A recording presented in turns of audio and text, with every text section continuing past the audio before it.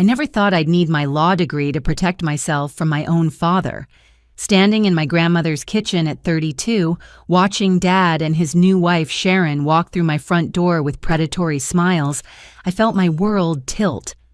"Pack your things, Natalie," Dad announced, tossing legal papers on my counter. "This house is mine now." Sharon's crimson lips curved into a satisfied smirk as she ran her manicured fingers along my grandmother's antique china cabinet. "Time to move out, sweetheart." The morning had started peacefully with coffee in Grandma Rose's favorite mug, the one with hand-painted violets that she'd bought at a craft fair 40 years ago. I'd been living in her Victorian home for 3 years since she passed, maintaining her garden and preserving her memory in every carefully tended corner. The house stood on Maple Street, its wraparound porch and gingerbread trim making it a neighborhood landmark that people photographed during their evening walks. I was reviewing a client's contract at the kitchen table, surrounded by case files and the comforting scent of cinnamon from the candles Grandma always loved. The doorbell's chime interrupted my concentration, its melodic tone echoing through the high-ceilinged rooms. Through the peephole, I saw Dad standing there with Sharon, both dressed like they were attending a business meeting rather than visiting family. My father wore a charcoal suit I'd never seen before, his silver hair slicked back with too much product. Sharon stood beside him in a navy blazer and pencil skirt, her blonde hair pulled into a severe bun that made her face look sharper than usual. Their formal attire should have warned me something was wrong, but I'd grown accustomed to Dad's theatrical tendencies. "Natalie," Dad said, as I opened the door, his voice carrying that false warmth he used when he wanted something. He pushed past me without invitation, Sharon following with her designer heels, clicking against the original hardwood floors. They surveyed my home like buyers at an open house, Sharon's green eyes calculating the value of every antique, every carefully preserved detail. "We need to talk," Dad announced, setting his leather briefcase on the dining table with unnecessary force. The sound startled Whisker's grandma's ancient tabby cat, who'd been sunning himself on the windowsill. Dad pulled out a manila folder, extracting documents with the precision of someone who'd rehearsed this moment. "I've discovered something important," he said, spreading papers across the polished mahogany. "Found these in Mother's safety deposit box at First National Bank. Seems there was another will one that reflects her true wishes. According to these documents, the house belonged to him as her only surviving child. The papers looked official, complete with raised seals and multiple signatures. Sharon leaned over his shoulder, pointing out specific clauses with a manicured nail, her perfume overwhelming in the close space. Your grandmother clearly states here that the property should pass to her son." Sharon said, her voice syrupy with false sympathy. "She must have been confused when she made that other document, leaving it to you. Poor thing was quite ill toward the end." I picked up the papers, my hand steady despite the anger building in my chest. The formatting looked professional, the language properly legal, but something felt wrong about the paper quality, slightly too bright, too new for a document supposedly created years ago. "This is dated just 2 months before she died," I said, keeping my voice level. "I was caring for her daily then. She never mentioned changing her will." Dad's expression shifted to practiced sorrow. "She probably didn't want to hurt your feelings. You know how she was always trying to protect everyone's emotions. But blood is blood, Natalie. The house should stay with direct descendants." Sharon had already moved into the living room, running her fingers along the crown molding, mentally calculating renovation costs. "We've already consulted with contractors," she called out. "This wallpaper will have to go, of course. And that library your grandmother kept perfect size for a home theater." The casual cruelty of her words hit me like a physical blow. Grandma's library, where she'd taught me to read, where we'd spent countless evenings lost in stories together, reduced to entertainment space, for a woman who'd known her for less than 2 years. "The greenhouse will make a lovely spa room." Sharon continued photographing the French doors that led to the garden. "All those old plants taking up valuable square footage. We're thinking Japanese soaking tub, maybe a sauna." My grandmother's greenhouse where she'd cultivated rare orchids and taught me about patience and growth, where her heritage tomatoes still grew from seeds passed down through generations. I watched Sharon document my home like a conquest, each photo another violation of sacred space. Dad pulled out more papers, sliding them across the table with practiced efficiency. We've already spoken with our attorney. Everything's in order. We're prepared to give you 30 days to relocate, which is more than generous considering the circumstances. The papers included formal eviction notices, all properly formatted and filed. They'd been planning this ambush for weeks, maybe months. Every visit Sharon had made, every seemingly casual question about the house's history, had been reconnaissance for this moment. You can't be serious. I said, though, the evidence of their seriousness lay spread across my grandmother's table like battle plans. It's already done. Dad replied, his mask of sympathy slipping to reveal satisfaction underneath. The locksmith is scheduled for next month. I suggest you start looking for apartments. Something downtown would suit you better anyway. Closer to your law firm, more appropriate for a single woman your age. The condescension in his voice sparked memories of every time he'd diminished me, every achievement he'd ignored or belittled. But this wasn't about me anymore. This was about Grandma Rose and the sanctuary she'd created, the legacy she'd specifically wanted me to preserve. Sharon returned from her tour, her phone full of images and measurements. My daughter, Madison, needs a place to stay after her divorce, and my son, Brian, could use the garage apartment while he gets back on his feet. Family helps family, after all. The irony of her words wasn't lost on me. Here they were trying to steal my family home while preaching about family values. But something else caught my attention as I examined their documents more carefully. The notary seal looked slightly off-center, and the date stamp had the kind of crisp clarity that suggested modern printing, rather than the slight smudging of actual ink stamps. More telling was the paperclip holding everything together. It was bright silver, untarnished. Grandma had been particular about her office supplies, always using the brass clips she'd inherited from her own mother. This small detail, invisible to anyone who hadn't spent years working beside her at this very table, told me everything I needed to know. They'd made their first mistake, and I was just getting started. Sharon pulled out her phone again, this time showing me detailed renovation plans that made my stomach turn. The architectural drawings bore the logo of Pemberton Design, the most expensive firm in the city. They'd already invested serious money in their scheme, so confident in their forged documents that they'd begun the transformation of my grandmother's home before even setting foot inside today. The kitchen will be completely gutted, she explained, swiping through three-dimensional renderings. These old cabinets might look charming, but they're not practical. We're thinking Italian marble, perhaps some smart appliances. Your grandmother's style was quaint, but it's time to bring this place into the 21st century. Those cabinets had been built by my great-grandfather, each door carefully carved with botanical motifs that matched the garden outside. Grandma had taught me to make pie crust on that worn wooden counter, her hands guiding mine, as we rolled out dough for Sunday dinners. Dad settled into what had been Grandpa's chair, a calculated move that wasn't lost on me. I know this is difficult, he said, adopting his reasonable father tone. But you have to understand, maintaining a property like this is expensive. The taxes alone would eat up most of your salary. Sharon and I are in a better position to preserve the family asset. Preserve it by destroying everything that makes it special. I couldn't keep the edge out of my voice. Modernizing isn't destroying, Sharon interjected, her tone suggesting she was speaking to a child. We'll maintain the historical facade, of course. The neighborhood association requires it. But the interior needs a complete overhaul. That ancient heating system, the original plumbing, it's all a disaster waiting to happen. I knew for a fact that Grandma had updated all the major systems 5 years ago, spending a considerable sum to ensure everything was safe and efficient while maintaining the house's character.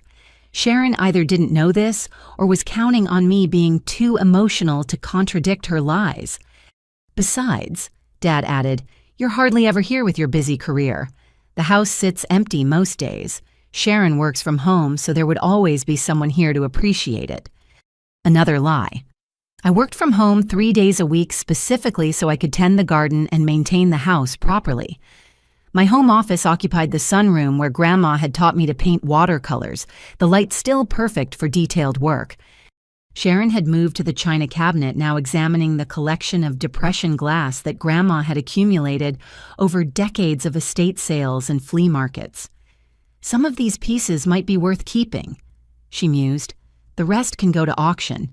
No point hoarding all this clutter. Each piece had a story.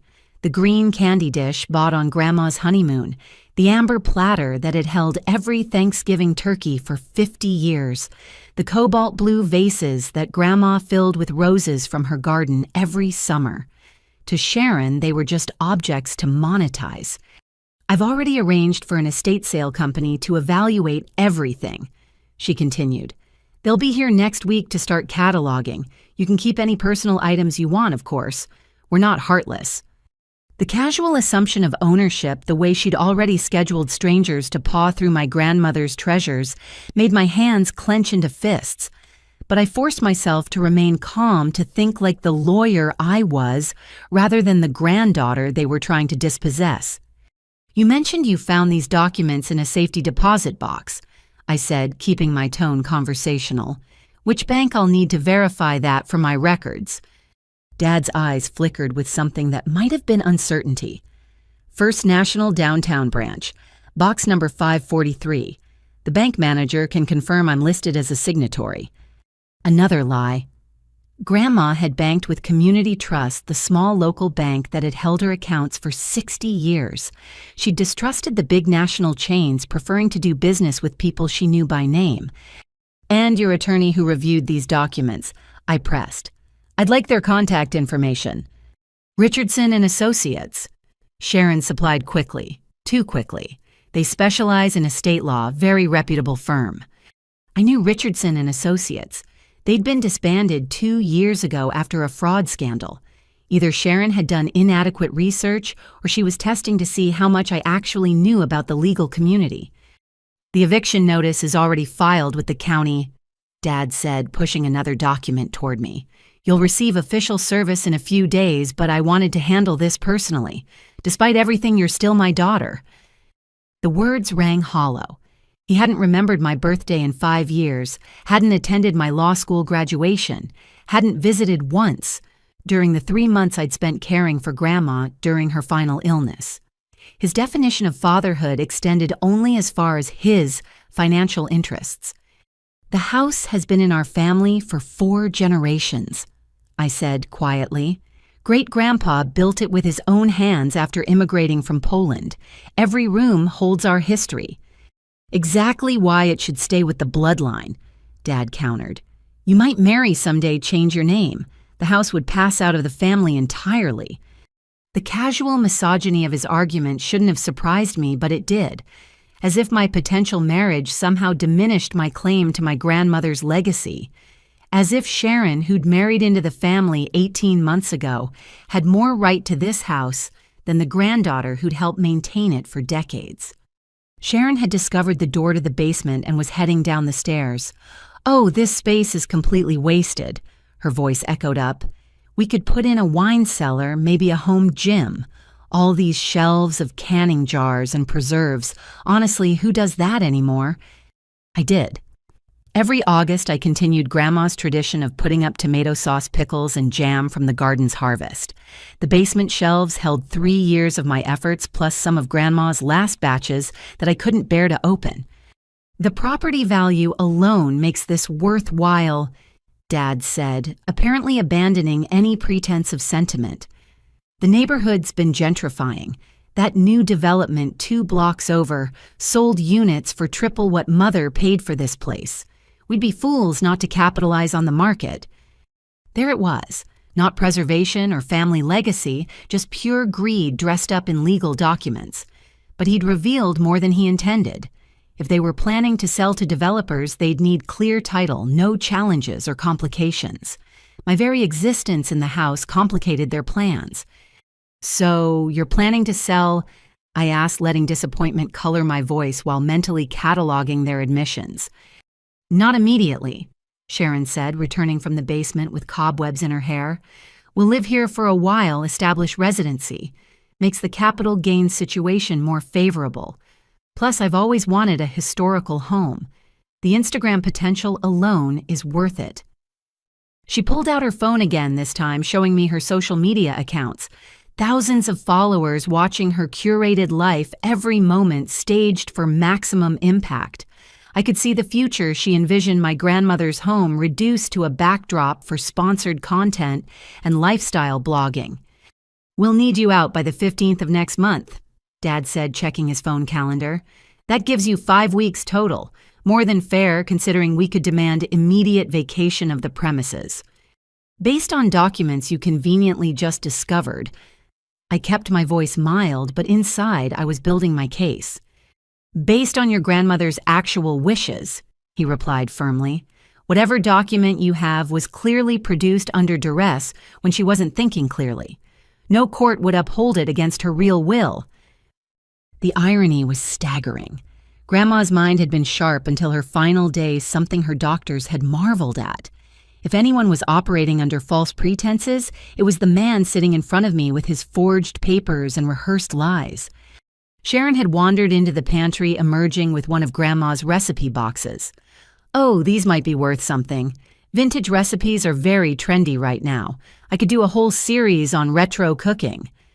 Watching her flip through cards written in my grandmother's careful script, each one annotated with memories of family gatherings and special occasions, I felt something cold and hard crystallize in my chest. They weren't just stealing a house. They were planning to dismember a life, parceling out memories for profit and social media engagement. I'll need time to review all this with my own attorney, I said, gathering the documents they'd spread across the table. Of course, Dad agreed too readily. But don't drag this out, Natalie. The law is clear, and fighting it will only cost you money you don't have. Accept the situation gracefully, and we might be able to help with your moving expenses. The condescension dripped from every word. He assumed I was still the scared little girl who'd believed his promises about weekend visits that never materialized, who'd waited by windows for a father who always had somewhere more important to be. But I wasn't that girl anymore. I was a lawyer who'd graduated summa cum laude, who'd won cases against opponents with far more experience, who'd learned from the best teacher of all, a grandmother who'd fought for everything she'd built. As they prepared to leave, Sharon paused at the door. Oh, I almost forgot. We'll need all the keys, including any spares. And the alarm code, garage door opener, all of that. Make a list, would you? She spoke as if I were already a former tenant, someone whose access to my own home was a temporary courtesy rather than a right. Dad nodded approvingly, adding, and start forwarding your mail. We don't want any confusion once the transition happens. They left in a cloud of satisfaction, so certain of their victory that they didn't notice the security camera hidden in the porch light, or the way Mrs. Henderson next door had watched their entire arrival from behind her lace curtains. I stood in my violated home, surrounded by the echoes of their greed, and felt Grandma Rose's strength flowing through me. They'd made their second mistake. They'd underestimated me. The real battle was just beginning. My hands trembled slightly as I spread their documents across the dining table, this time examining each page with the trained eye of an estate attorney rather than a shocked granddaughter. The afternoon light slanted through the lace curtains, illuminating details that Dad and Sharon's confidence had made them careless about concealing. The paper quality was the first tell. I held a sheet up to the light, noting the watermark. Modern paper manufactured no earlier than last year based on the mill's mark. Grandma had been gone for 3 years. Unless she'd developed time travel in her final months, this will was fabricated recently. I photographed each page with my phone, creating my own digital record before they could claim I'd tampered with anything. The formatting contained subtle anachronisms, too. The font was Times New Roman, but Grandma's attorney, Mr. Harrison, had always used Garamond for official documents. A small detail, but lawyers were creatures of habit. The signature line troubled me most. It resembled Grandma's handwriting but lacked the slight tremor that had developed in her final years. Whoever had forged this had practiced on older samples, not realizing her penmanship had evolved with age and arthritis. My laptop was already open on the table, and I began researching Richardson and Associates. As I'd suspected, the firm had dissolved in disgrace 24 months ago. The managing partner was currently serving time for fraud. If Sharon had actually consulted them, it would have been through prison glass. Next, I pulled up the county recorder's website. The eviction notice Dad claimed to have filed should appear in the system within hours of submission. I searched every variation of our names and address. Nothing. Another lie, though, probably one they intended to make true soon enough. The doorbell interrupted my investigation. Through the peephole, I saw Mrs. Henderson, my grandmother's best friend and our neighbor for 40 years. She held a casserole dish, the universal suburban symbol of concern and support. "I saw your father's car," she said without preamble when I opened the door. "That woman with him, she was here last week too. Walked around your backyard taking pictures while you were at work." My blood chilled. "You're certain?" Tuesday afternoon around 2 o'clock. I was deadheading my roses and saw her clear as day. She had a measuring tape and one of those laser distance things. Spent 20 minutes in your grandmother's greenhouse. Mrs. Henderson had been a paralegal before retiring. She understood the significance of documentation. "I took photos," she added, pulling out her phone. "Seemed odd someone measuring your property without you home." The images showed Sharon clearly dressed in workout clothes, rather than business attire, methodically documenting my garden. In one photo, she was on her phone, and the zoom revealed she was texting measurements to someone. "There's more," Mrs. Henderson said, settling into the kitchen chair with practiced ease. "Your father's been asking questions around the neighborhood. Wanted to know about property values, recent sales, whether anyone had complaints about the house's condition."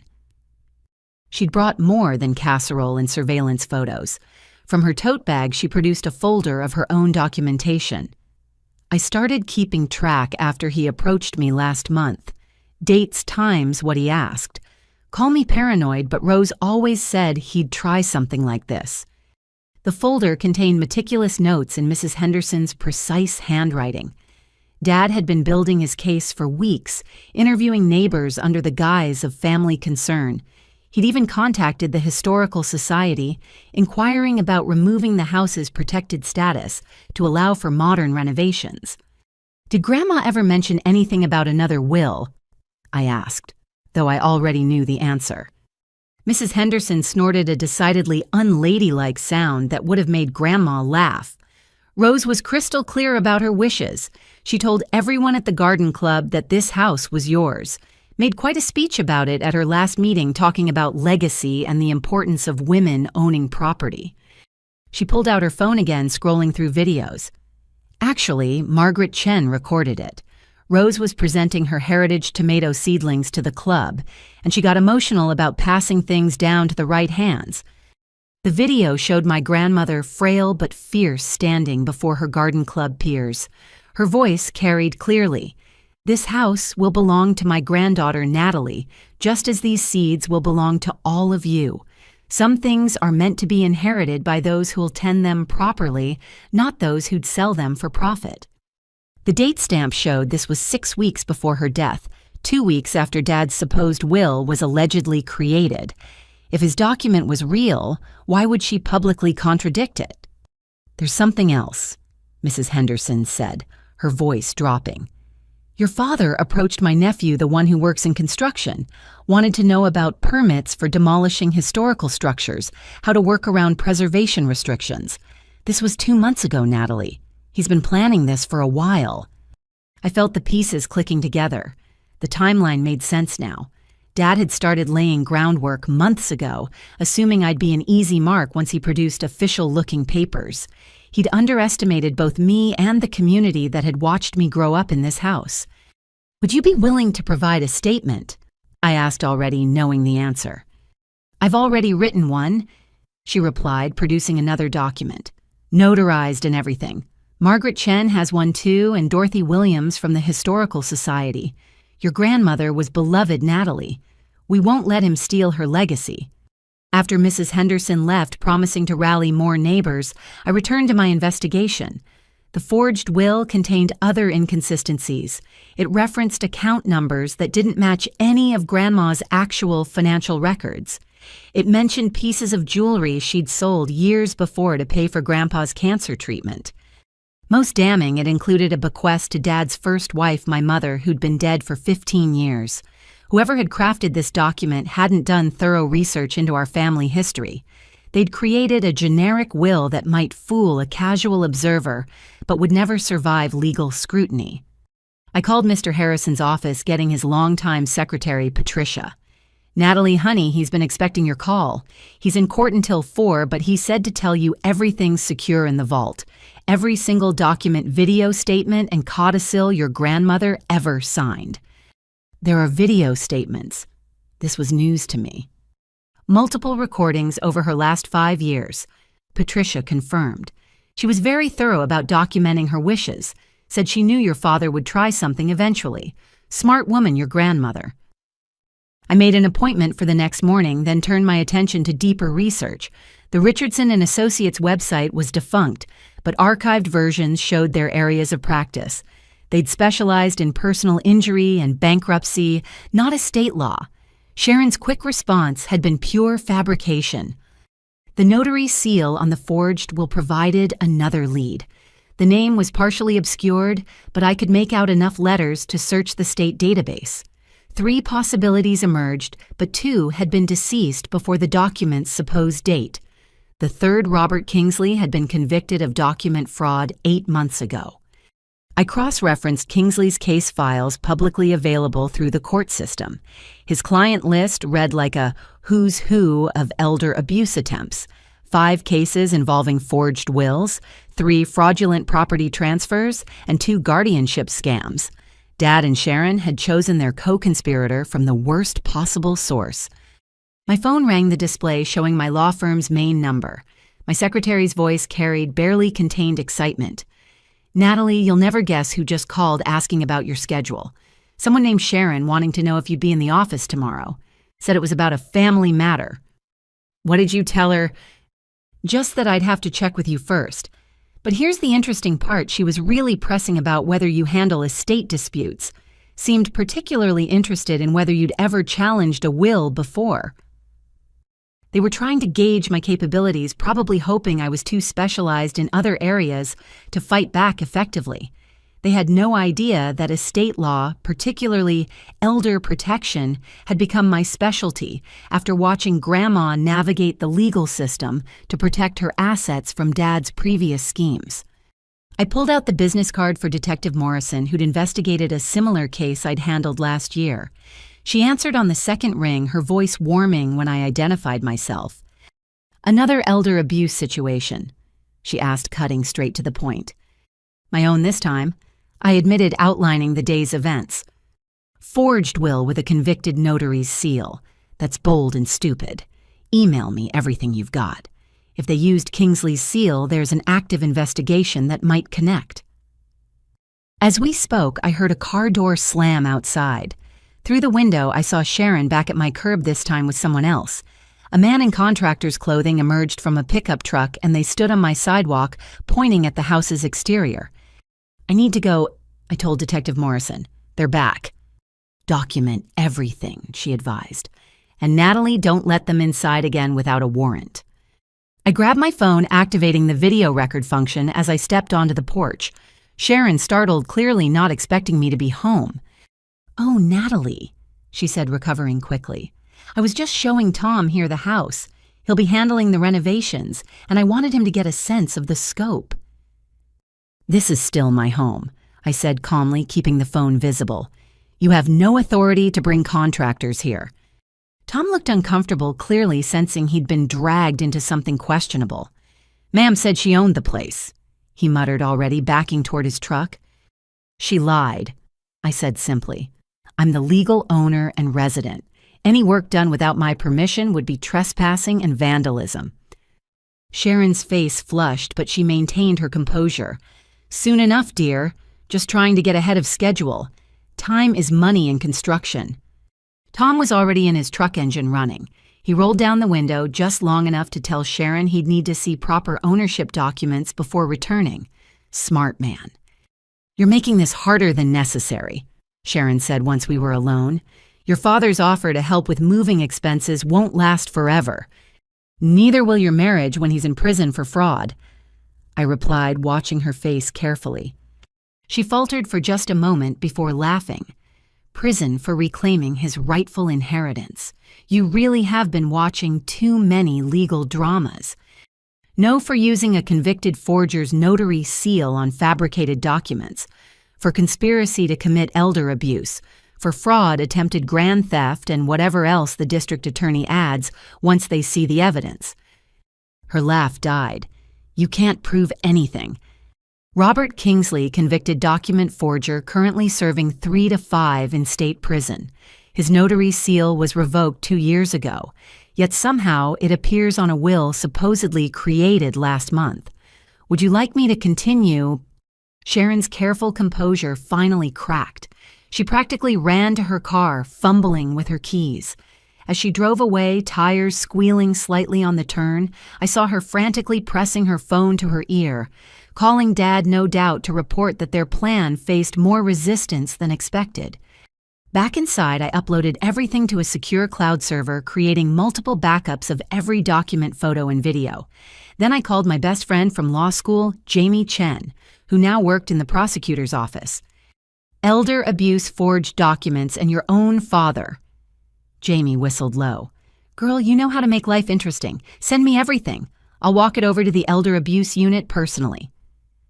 The sun was setting, painting Grandma's living room in shades of gold and rose. I sat in her favorite chair, whiskers purring in my lap, surrounded by evidence of Dad's betrayal and neighbors' loyalty. The house felt different now, not just a home, but a fortress I was prepared to defend. Tomorrow would bring meetings with Mr. Harrison, conversations with prosecutors, and probably more confrontations with Dad and Sharon. But tonight I drew strength from the walls that had sheltered 4 generations of my family. They'd made their 3rd mistake. They'd given me time to prepare. The antique desk in Grandma's study had belonged to her father, crafted from solid oak with secret compartments he'd designed himself. As a child, I'd watched Grandma retrieve treasures from those hidden spaces, making each discovery feel like magic. Now my fingers found the familiar catch beneath the 2nd drawer, revealing the compartment where she'd kept her most important documents. The original will was there, along with something I hadn't expected, a manila envelope marked, "For Natalie, open only if he tries." My grandmother's foresight sent chills down my spine as I broke the seal she'd placed there 3 years ago. Inside was a smaller envelope containing a DVD and a letter in Grandma's distinctive handwriting. "My dearest Natalie, if you're reading this, your father has finally made his move. I've been expecting it since the day I changed my will. The enclosed video contains everything you need to protect yourself and our home. Remember, sunshine courage isn't the absence of fear, it's acting despite it. All my love, Grandma Rose." My hand shook as I inserted the DVD into the laptop. The screen flickered to life, showing Grandma in this very room, looking directly at the camera with those sharp blue eyes that missed nothing. "This is Rose Marie Winters." She began, her voice strong and clear. "Today is March 15th, and I am of sound mind and body, as will be attested by my attorney, Mr. William Harrison, and my physician, Dr. Sarah Coleman, both present for this recording." The camera panned to show both professionals seated beside her documents, spread on the desk. Mr. Harrison looked younger, his silver hair not quite as thin, while Dr. Coleman held what appeared to be recent cognitive test results. Grandma continued, "I am recording this to prevent any challenges to my will dated January 10th of this year, which leaves my home at 427 Maple Street to my granddaughter Natalie Marie Winters. This decision was made after careful consideration and unfortunate discoveries about my son, Robert James Winters." She paused, taking a sip of tea from her favorite china cup. Even facing difficult truths, she maintained the grace that had defined her entire life. My son Robert has over the course of many years stolen from me. I have documented evidence of forged checks, unauthorized credit card usage, and the theft of several valuable items from this home. The total amount exceeds $70,000, though I suspect the true figure is higher. Mr. Harrison spoke up. Mrs. Winters has provided me with bank statements, forged documents, and receipts proving these allegations. Everything has been preserved for legal purposes. Grandma nodded before continuing. 6 months ago, Robert attempted to have me declared mentally incompetent. He filed paperwork with the court claiming I was unable to manage my affairs. This was while I was still driving, managing my investments, and hosting weekly bridge games where I consistently won against opponents 30 years younger. Dr. Coleman interjected, Mrs. Winters underwent comprehensive cognitive testing at my practice. She scored in the 98th percentile for her age group. There is absolutely no indication of diminished capacity. The video continued for another 20 minutes detailing Dad's schemes with dates, amounts, and evidence. But the most shocking revelation came near the end.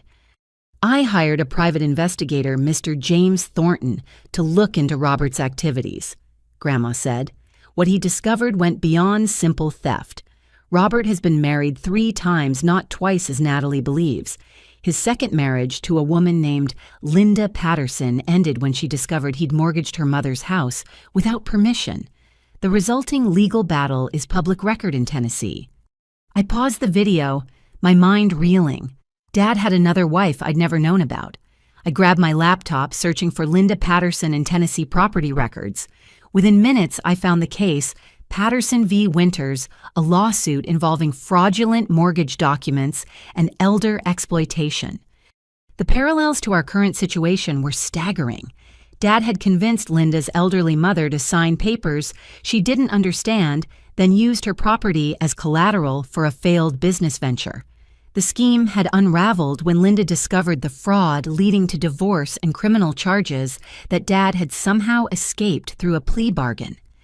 I resumed the video, watching Grandma outline more discoveries. Mr. Thornton also found that Robert has established a pattern. He targets older relatives or marries women with elderly parents who own property. His current wife, Sharon, fits this profile. Her mother owns commercial real estate in Phoenix worth several $1 million. The pieces clicked together with sickening clarity. Dad hadn't married Sharon for love or companionship. She was another mark, a pathway to her mother's wealth. But Sharon had become a willing accomplice, making her either cunning or catastrophically naive. I've taken precautions, Grandma continued. This house is protected by multiple legal instruments. The deed is held in an irrevocable trust with Natalie as sole beneficiary. Any attempt to challenge this arrangement will trigger immediate investigation by authorities I've already alerted to Robert's patterns. Mr. Harrison added, We've filed sealed documents with the court containing evidence of Mr. Winters' previous fraudulent activities. These will be released if he attempts any legal action against the estate. The video concluded with Grandma looking directly at the camera, speaking as if she knew I'd be watching someday. Natalie, honey, I'm sorry you have to deal with this. I tried to shield you from your father's true nature perhaps longer than I should have. But you're strong, stronger than you know. This house isn't just property, it's your heritage.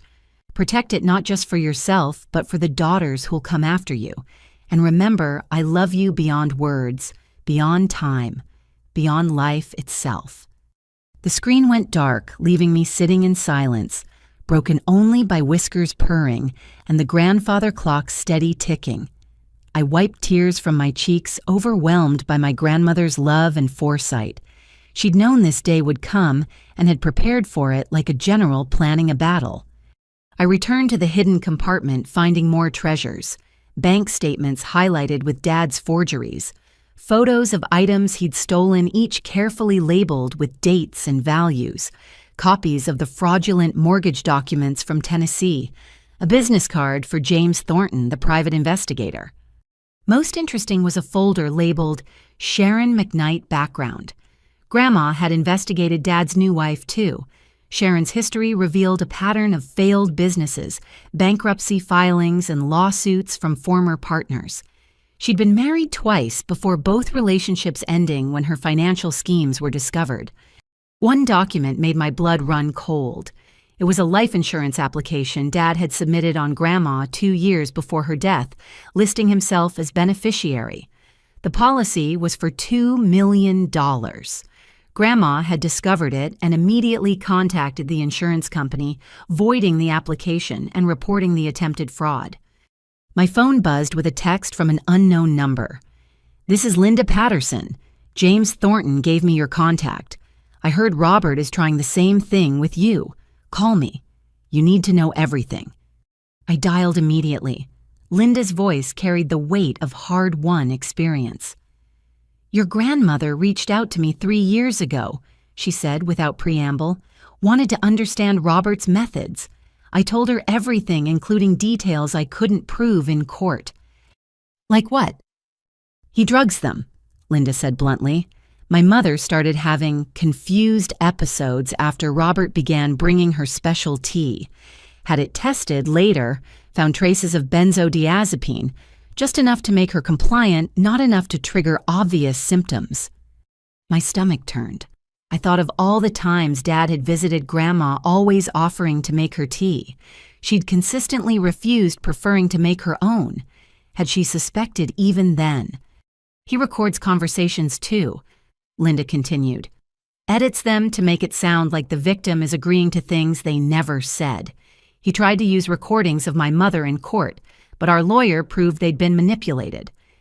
"Why didn't he go to prison?" "Good lawyer, sympathetic judge, and I was too exhausted to push for the maximum. I just wanted him gone. Your grandmother was smarter. She built a case file that would destroy him if he ever tried again. Guess he thought enough time had passed, or maybe he's getting desperate." We talked for another hour. Linda emailed me court documents, evidence files, and contact information for others Dad had targeted. The pattern was consistent: charm elderly relatives or in-laws, gain their trust, steal their assets, then disappear when discovered. "One more thing," Linda said before hanging up. "Check Sharon's mother. If Robert's running true to form, he's already started working on her.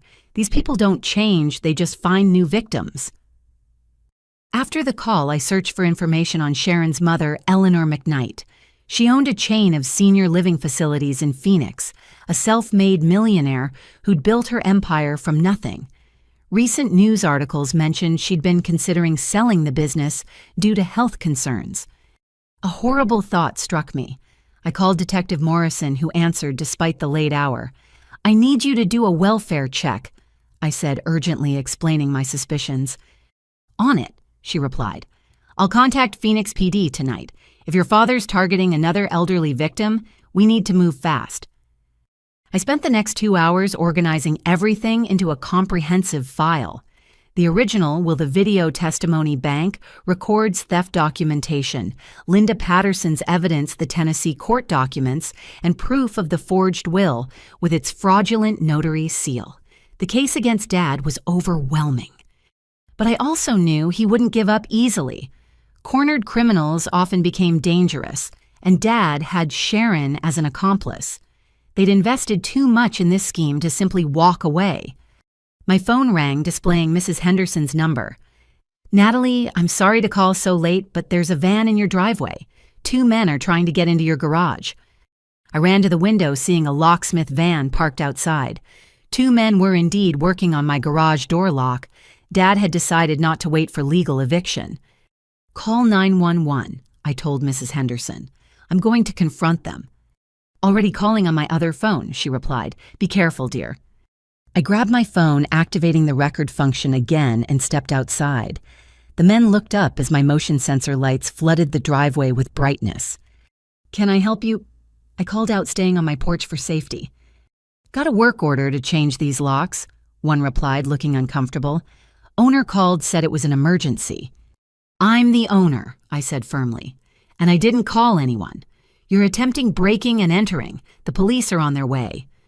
The locksmiths exchanged glances. The older one pulled out his phone, presumably calling whoever had hired them. I could hear him saying, "Lady here says she's the owner." No, I'm not doing it without proper documentation. I don't care what you're paying. They were packing up their van when the police arrived. Officer Chen took their information while Officer Martinez took my statement. The locksmiths had been hired by someone claiming to be Robert Winters, paid in cash, to do an emergency lock change. He said his daughter had gone crazy with squatting in his house, the older locksmith explained. Showed us some official-looking papers. We didn't know. I showed the officers the real deed and explained the situation. They took the forged will as evidence along with the locksmith's work order and contact information. More evidence for the growing case file. After everyone left, I stood in Grandma's study surrounded by proof of my father's lifetime of deception. The portrait on the wall showed her in her prime, strong and dignified, the woman who'd raised me when my own parents couldn't be bothered. I understand now, I whispered to the portrait. You weren't protecting me from the truth. You were preparing me for it.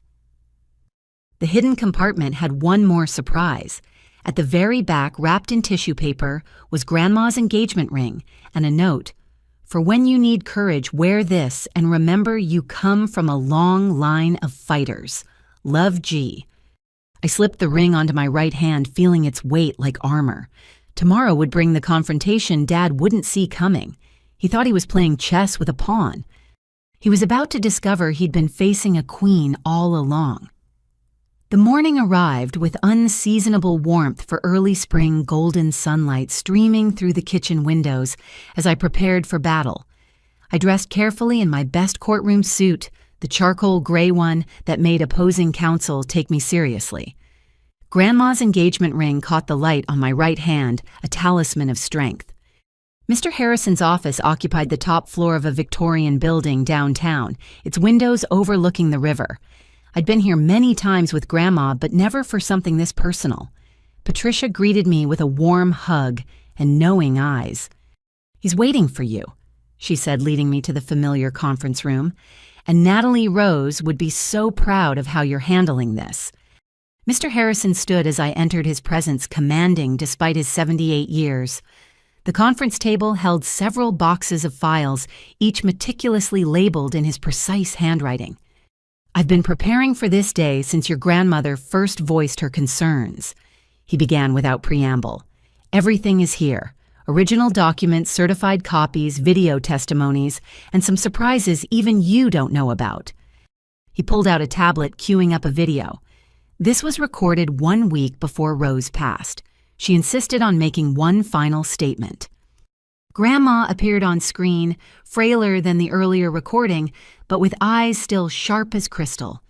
She was in her hospital bed but had clearly prepared for this moment, wearing her favorite pearl necklace and soft pink bed jacket.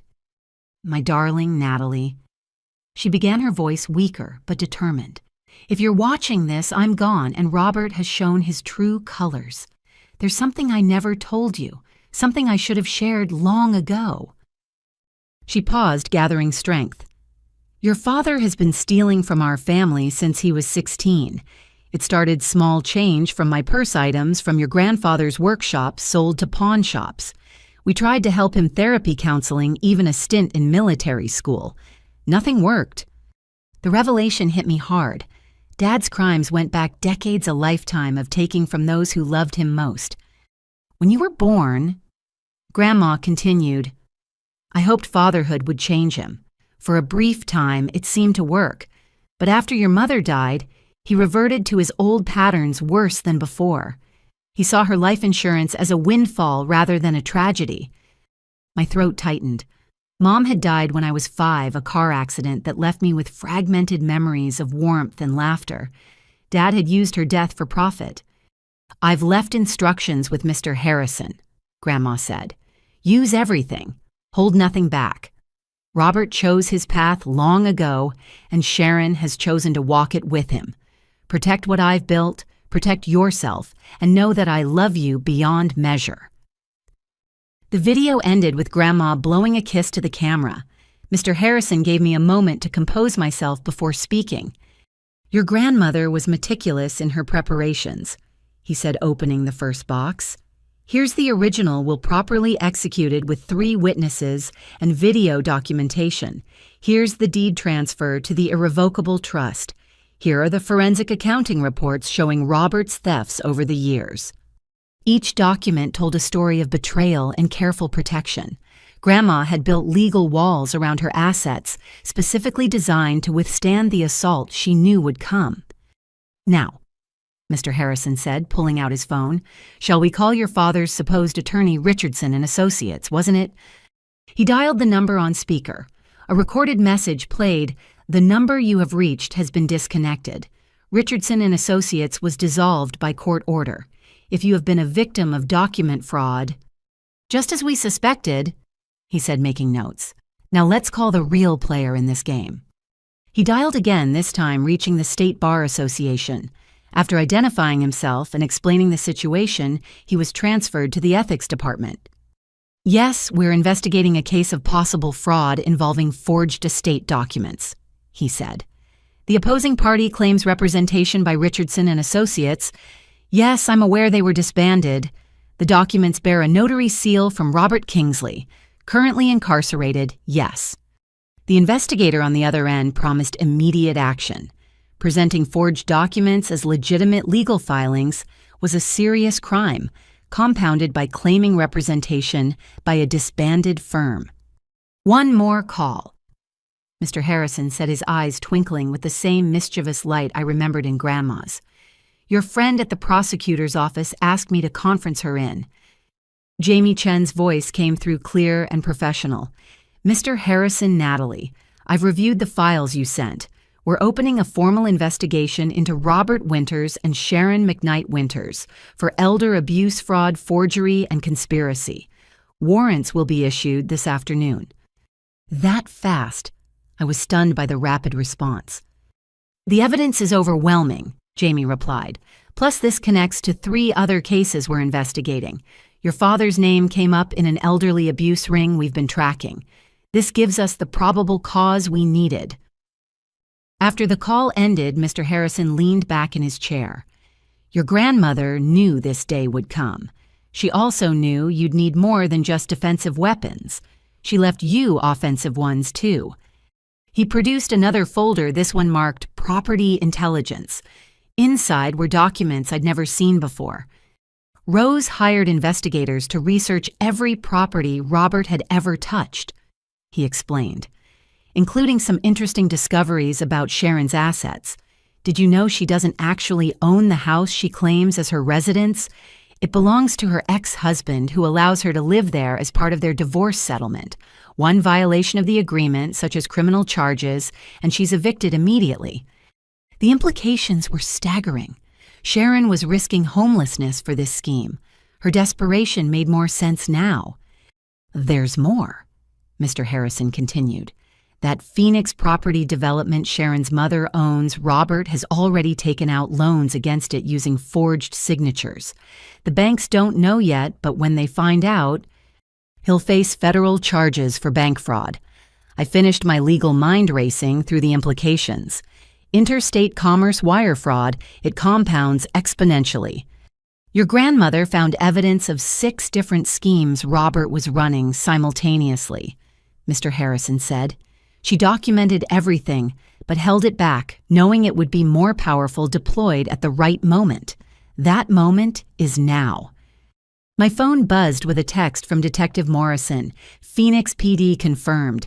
Eleanor McKnight has been hospitalized 3 times in the past month for confusion and memory issues. Her signature appears on several suspicious documents. We're coordinating with Adult Protective Services." The scope of Dad's crimes kept expanding. He wasn't just a thief, he was a predator who specialized in victimizing the elderly, including his own mother. "What do you need from me?" I asked Mr. Harrison. "Stand strong," he replied. "They'll escalate when they realize their scheme is failing. Document everything, don't meet with them alone, and let the legal system work. Your grandmother built this case over years. All we have to do is execute her plan." I left his office with copies of key documents and a flash drive containing all the video testimonies. The weight of evidence was overwhelming, but I knew Dad wouldn't surrender easily. Desperate people did desperate things. My phone rang as I reached my car. Dad's number showed on the screen. I let it go to voicemail, then listened to the message. "Natalie, this is ridiculous. Call off whatever dogs you've set on us. We can work this out as a family. I'm your father, for God's sake. Sharon and I are willing to compromise. Maybe shared ownership, call me back." Compromise. Now that his plan was crumbling, he wanted to negotiate. But you can't compromise with someone who sees you only as an obstacle to profit. A second call came through, this time from Sharon. Her voicemail was less conciliatory. "You have no idea who you're messing with. I have connections, resources you can't imagine. This isn't over. That house will be ours one way or another." I saved both messages, forwarding them to Detective Morrison and Jamie. More evidence of their ongoing conspiracy. Back home, I found Mrs. Henderson in my garden watering Grandma's roses. Several other neighbors were with her, including Margaret Chen from the Garden Club and Dorothy Williams from the Historical Society. "We've formed a watch," Mrs. Henderson announced. "Someone will always have eyes on your house. My nephew installed extra cameras this morning, all recording to the cloud. Anyone tries anything suspicious, we'll know immediately." The support overwhelmed me. These women had been Grandma's friends, and now they were mine, forming a protective circle around her legacy. "There's something else," Dorothy said, producing a folder. "The Historical Society is filing emergency papers to increase the house's protected status. No modifications will be possible without our approval, which I assure you won't be forthcoming for your father's plans." Margaret added, "The Garden Club is documenting the heritage plants in your greenhouse. Some of those tomato varieties are registered heirlooms. Destroying them would violate preservation laws." They'd found ways to add legal protections I hadn't even considered. Grandma's community was fighting back with their own weapons. My phone buzzed with an alert from the security system. A car had pulled into the driveway, one I didn't recognize. Through the window, I saw a man in an expensive suit approaching the door. "I'll handle this," I said, but Mrs. Henderson was already on her phone. "Police are 3 minutes out," she reported, "just in case." I opened the door before he could ring the bell. The man smiled, all teeth and false charm. "Ms. Winters, I'm Bradley Thornton from Thornton Real Estate Development. I understand this property may soon be available. I'd like to make a preemptive offer. Cash quick closing, well above market value." "The property isn't for sale," I said firmly. "Not yet," he agreed, still smiling. "But circumstances change. Your father suggested I speak with you directly. Perhaps we could come to an arrangement that benefits everyone." So Dad was already trying to sell my home before he even possessed it. The hubris was breathtaking. "Mr. Thornton, you're trespassing on private property to discuss a fraudulent real estate transaction," I said, keeping my voice level. "I'm an attorney specializing in elder abuse and real estate fraud. Would you like to continue this conversation, or would you prefer to leave before the police arrive?" His smile finally faltered. Behind him, a patrol car turned onto our street. "I think there's been a misunderstanding," he said, backing toward his car. "I was given incorrect information. My apologies for disturbing you." He left quickly, tires chirping slightly in his haste. Officer Chen pulled up moments later, taking my statement about the attempted transaction. Another piece of evidence showing Dad's conspiracy extended to third parties. As evening approached, I sat in Grandma's study reviewing everything that had happened. In one day, Dad's carefully constructed scheme had begun collapsing. But I knew this was far from over. Cornered criminals lashed out, and Dad had shown he was willing to go to extreme lengths. My phone rang, showing a number I didn't recognize. I answered cautiously. "Is this Natalie Winters?" The voice was elderly, female, and uncertain. "Yes, who's calling?" "This is Eleanor McKnight, Sharon's mother. I'm in the hospital in Phoenix. The doctors say I've been poisoned. They found something in my system, some kind of drug. The police are here, and they said you might be able to help me understand what's happening." My blood ran cold.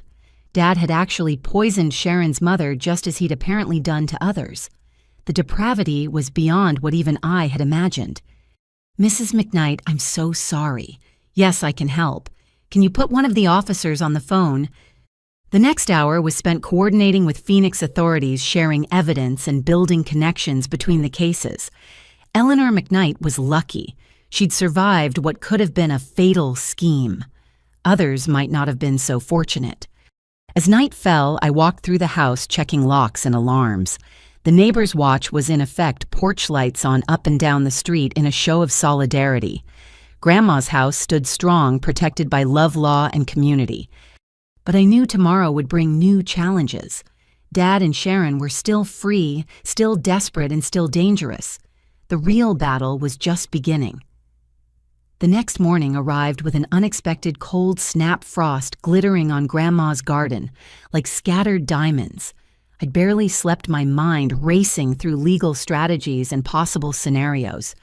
At 6 a.m., my phone buzzed with a message from Jamie Chen. "Warrants signed, arrests happening this morning. Stay home, stay safe." I made coffee in Grandma's kitchen using her routine as an anchor. Grind the beans, heat the water to exactly 195 degrees, pour slowly in circles. The familiar ritual calmed my nerves as I prepared for what promised to be a difficult day. By 7:30, I was dressed in another power suit, this one navy blue with subtle pinstripes. I retrieved my law license from the wall, polishing the frame until it gleamed. Something told me I'd need its symbolic weight today. The doorbell rang at exactly 8 o'clock. Through the peephole, I saw Dad and Sharon, but this time they weren't alone. A man I didn't recognize stood with them, tall and imposing in a black suit that screamed enforcer rather than attorney. I activated the security system's recording function and opened the door, keeping the chain engaged. "Can I help you?" Cut the act, Natalie. Dad snapped his mask of paternal concern, completely gone. "This is Marcus Webb, our security consultant. We're here to collect what's ours." Marcus Webb stepped forward, his presence meant to intimidate. "Ms. Winters, I specialize in property recovery. Your father has hired me to ensure a smooth transition. It would be best if you cooperated." Property recovery. I kept my voice steady despite my racing heart. "You mean you're a hired thug who helps people steal houses?" His jaw tightened. "I'm a licensed security professional. Now, are you going to open this door, or do we need to explore other options?" The threat was barely veiled, but I'd dealt with bullies in courtrooms. "Mr. Webb, are you aware that presenting fraudulent documents to claim property is a felony? That conspiracy to commit fraud carries mandatory prison time? That threatening a homeowner on their own property is criminal intimidation?" "We have legal documents," Sharon interjected, but her voice lacked yesterday's confidence. "Forged documents created with a convicted criminal's notary seal," I countered. "The police and FBI are already investigating. Your arrest warrants were signed this morning." That was a calculated gamble.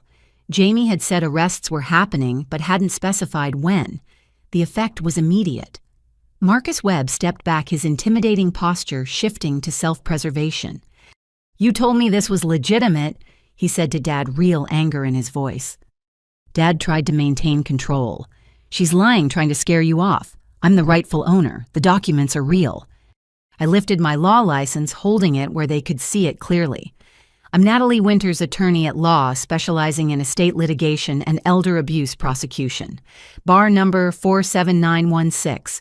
I've personally prosecuted 17 cases of property fraud in the last 3 years with a 100% conviction rate." Sharon's face had gone pale. "You specialize in what?" "Elder abuse prosecution," I repeated slowly, "including cases where adult children attempt to steal their parents' property through forged documents. Cases exactly like this one." Marcus Webb was already moving toward the street. "I'm out," he announced. "This isn't what I signed up for. You want to tangle with a prosecutor, do it without me." "We're paying you," Dad shouted after him. "Not enough for federal time." Webb shot back, getting into his car and driving away without another word. The loss of their enforcer shifted the dynamic. Dad's face flushed with rage while Sharon seemed to shrink into herself. "You think you're so smart," Dad snarled. Just like your grandmother always thinking you're better than everyone else. I learned from the best, I replied. Grandma taught me to document everything, verify every claim, and never trust someone who's stolen from family before. I never stole anything. The lie came so easily to him. Tennessee, 2015, I said calmly. Linda Patterson's mother, Arizona, 2019, Sharon's mother. Should I continue? I have the case files for all of them. Sharon turned to Dad, her voice shaking. You said Tennessee was a misunderstanding. You said Linda was lying. She was lying. Dad insisted, but his desperation was showing. I pulled out my phone, showing them the screen. This is Linda Patterson's number. Would you like to call her yourself? Sharon, ask her about the forged mortgage documents, the drug tea, the elderly woman who almost lost her home. You're in contact with Linda. Dad's face went from red to white. And Maria Gonzalez from Tucson, and Patricia Kim from Sacramento. Oh, and Eleanor McKnight called me yesterday from her hospital bed in Phoenix. Funny thing about patterns, Dad. Once people start comparing notes, the truth becomes very clear. Sharon stumbled backward. Hospital bed. What happened to my mother? You didn't know? I kept my voice gentle despite my anger. Sharon might be complicit, but she was also a victim. She's been hospitalized for poisoning, the same drugs found in Linda's mother's system, the same symptoms reported by Maria's father. Does Dad make special tea for your mother, Sharon? The question hit like a physical blow. Sharon's legs gave out and she sat heavily on my porch steps. The herbal tea, she whispered. He said it would help with her memory. Classic benzodiazepine poisoning, I explained, creates confusion and compliance, makes elderly victims easy to manipulate, easy to control. Your mother is lucky the doctors caught it in time. Sharon looked up at Dad with dawning horror. You poisoned my mother? Don't be dramatic, he scoffed. A little sedative to keep her calm. She's fine. She's in intensive care, I corrected. The police are with her now taking her statement. She's already identified the tea you brought her, the documents you had her sign. Bank fraud crosses state lines, Sharon. That makes it federal. A siren wailed in the distance, growing closer. Dad heard it too, his eyes darting between the street and my door. This isn't over, he hissed. That house is mine by rights. I'm her son. A son who stole from her for 40 years, I replied. A son she specifically disinherited in a video-recorded will with 3 witnesses. A son who tried to take out life insurance on her without her knowledge. Grandma knew exactly who you were, Dad. That's why she protected me from you. The sirens were very close now. 2 police cars turned onto our street, followed by an unmarked sedan I recognized as Detective Morrison's vehicle. Sharon stood on shaking legs. I need to call my mother. I need to... Sharon McKnight Winters. Detective Morrison had exited, her car badge visible. We have a warrant for your arrest on charges of fraud conspiracy and elder abuse. You have the right to remain silent. As the detective read Sharon her rights, Dad tried to edge toward his car. 2 uniformed officers blocked his path. Robert Winters, you're under arrest for fraud, forgery, conspiracy to commit elder abuse in violation of a protective order, filed by Eleanor McKnight. Protective order. I was surprised by this development. Detective Morrison smiled grimly. Mrs. McKnight filed it from her hospital bed yesterday. The moment she understood what was happening, she took legal action. Tough lady. I see where Sharon gets her survival instincts. As they handcuffed Dad, he turned to me with pure hatred in his eyes. You destroyed our family, you and that sanctimonious old woman. I hope you're happy. Our family was destroyed the day you chose greed over love, I replied. Grandma spent 40 years hoping you'd change. She documented your crimes but never pressed charges, always giving you another chance. Even at the end, she protected you by not going public. I won't make that mistake. Sharon was crying as they led her to the patrol car. My mother, please, will you check on her? Tell her I didn't know. I swear I didn't know he was hurting her. Despite everything, I felt a twinge of sympathy. I'll call the hospital and Sharon cooperate fully. It's your only chance to minimize the damage. As the police cars drove away with Dad and Sharon in custody, Mrs. Henderson emerged from her house, followed by what seemed like half the neighborhood. They'd all been watching, ready to witness if needed. "Your grandmother would be so proud," Mrs. Henderson said, enveloping me in a hug that smelled of lavender and safety. Margaret Chen was recording everything on her phone. "For the Garden Club newsletter," she explained.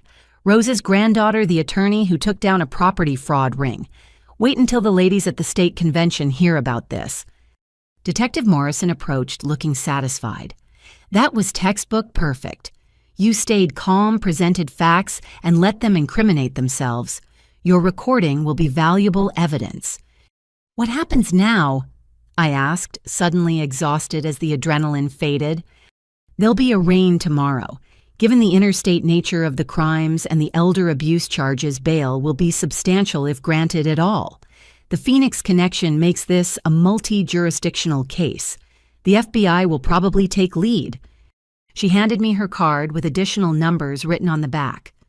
"These are victim services coordinators. They'll help you navigate the process. And Natalie, that comment about specializing in elder abuse prosecution, that was brilliant psychological warfare."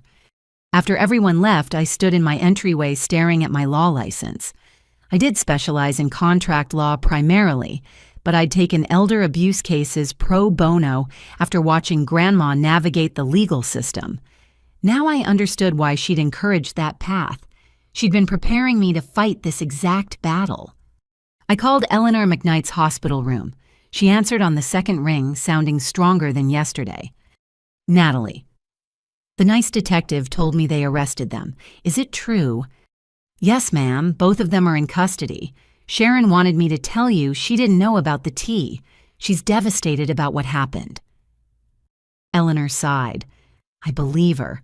Sharon's many things, but she loves me in her own way. That man, though, he's a special kind of evil, pretending to care while poisoning me slowly. The doctors say I could have died if it had continued." We talked for 20 minutes. Eleanor was already working with prosecutors determined to see justice done. She mentioned liquidating her Phoenix properties to prevent any future schemes, planning to put everything in a trust her daughter couldn't touch. "Your grandmother warned me," Eleanor said before we hung up. "Last year, she called out of the blue, said she'd heard Robert was dating someone with an elderly mother who owned property. Told me to be careful. I should have listened better." Even from beyond the grave, Grandma had tried to protect others from her son's predation. Her network of defense extended far beyond just our family. As night fell, I sat in Grandma's chair with whiskers purring in my lap. The house felt different now, lighter somehow, as if a dark cloud had finally lifted. The danger wasn't completely over. There would be trials, testimony, and probably more schemes from Dad, even behind bars. But the immediate threat had passed. I looked at Grandma's portrait, raising my coffee cup in a toast. "We did it," I whispered. "Just like you planned. The house is safe, and he can't hurt anyone else's grandmother now." The phone rang, showing Jamie Chen's number. "Natalie, you need to know something. We found evidence in your father's car. Lists of elderly people with property research on their health conditions, their family situations. He was building a database of future victims." The scope of Dad's evil continued to expand. He hadn't just been an opportunistic thief, but a systematic predator, treating elder abuse as a business model. "There's more," Jamie continued. "We found a life insurance policy on you, taken out 6 months ago, forged signature. He was planning something, Natalie. Be very careful until he's sentenced and transferred to federal prison." The chill that ran down my spine had nothing to do with the evening temperature. Dad hadn't just wanted my house. He'd been positioning for a larger prize. The thought that my own father had contemplated my death for profit should have shocked me, but after everything I'd learned, it felt almost inevitable. I double-checked every lock, every window, every security sensor. Tomorrow would bring new challenges as the legal process unfolded. But tonight, I was safe in Grandma's fortress, surrounded by the love she'd built into every wall, every garden bed, every carefully preserved memory. The war might not be over, but we'd won the first battle decisively, and I was just getting started. The courthouse steps were slick with morning drizzle as I arrived for Dad and Sharon's arraignment. Jamie Chen met me at security, her expression professionally neutral, but her eyes warm with support. Media caught wind of the story, she warned as we walked toward the courtroom. Elder abuse ring, multiple states family betrayal, it's got all the elements they love. Don't be surprised if reporters approach you. Indeed, the hallway outside the courtroom buzzed with more activity than usual. I recognized a reporter from the local news, another from the state paper. They turned toward us like sharks scenting blood, but Jamie's prosecutorial presence kept them at bay. Inside the courtroom, I chose a seat where Dad and Sharon would see me clearly. Other victims had gathered too. Linda Patterson had flown in from Tennessee looking grimly satisfied. Maria Gonzalez sat with her adult children, tissues clutched in her weathered hands. Even Eleanor McKnight had insisted on attending wheelchair-bound, but fierce with determination. "All rise," the bailiff announced as Judge Patricia Hoffman took the bench. I knew her reputation fair but harsh on elder abuse cases after her own grandmother had been victimized by a caregiver. Dad entered first orange jumpsuit, replacing his usual calculated wardrobe. The sight should have brought satisfaction, but I felt only sadness for the father he could have been. Sharon followed her designer persona, crumbled into a tear-stained woman who looked every one of her 53 years. "We'll hear case number 78942 first," Judge Hoffman announced, State versus Robert James Winters. The prosecutor, a veteran named Michael Torres, outlined the charges with devastating efficiency.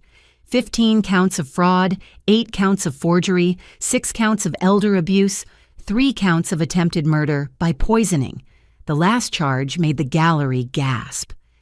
"Your Honor," Torres continued, "evidence suggests Mr. Winters administered controlled substances to elderly victims with the intent to cause death after securing their assets. 3 victims required emergency medical intervention. We consider him an extreme flight risk and danger to the community." Dad's public defender, looking overwhelmed, attempted damage control. "These charges are excessive, Your Honor. My client is a businessman who perhaps made poor judgments but never intended harm." Poor judgments. Judge Hoffman's voice could have frozen flame. Poisoning elderly women is poor judgment. As the lawyers argued, bail movement in the gallery caught my eye. Sharon had turned in her seat, scanning faces until she found her mother. The 2 women locked eyes across the courtroom, years of complicated history compressed into a single moment. Eleanor McKnight raised her hand slowly, deliberately, and pointed at Sharon, not with anger, but with profound disappointment. Sharon crumbled, sobbing audibly. "I'll hear from the defendant," Judge Hoffman announced, surprising everyone. Sharon stood on shaking legs. "I want to change my plea," she said, voice barely audible, "and I want to testify against him." The courtroom erupted. Dad lunged toward Sharon but was restrained by deputies.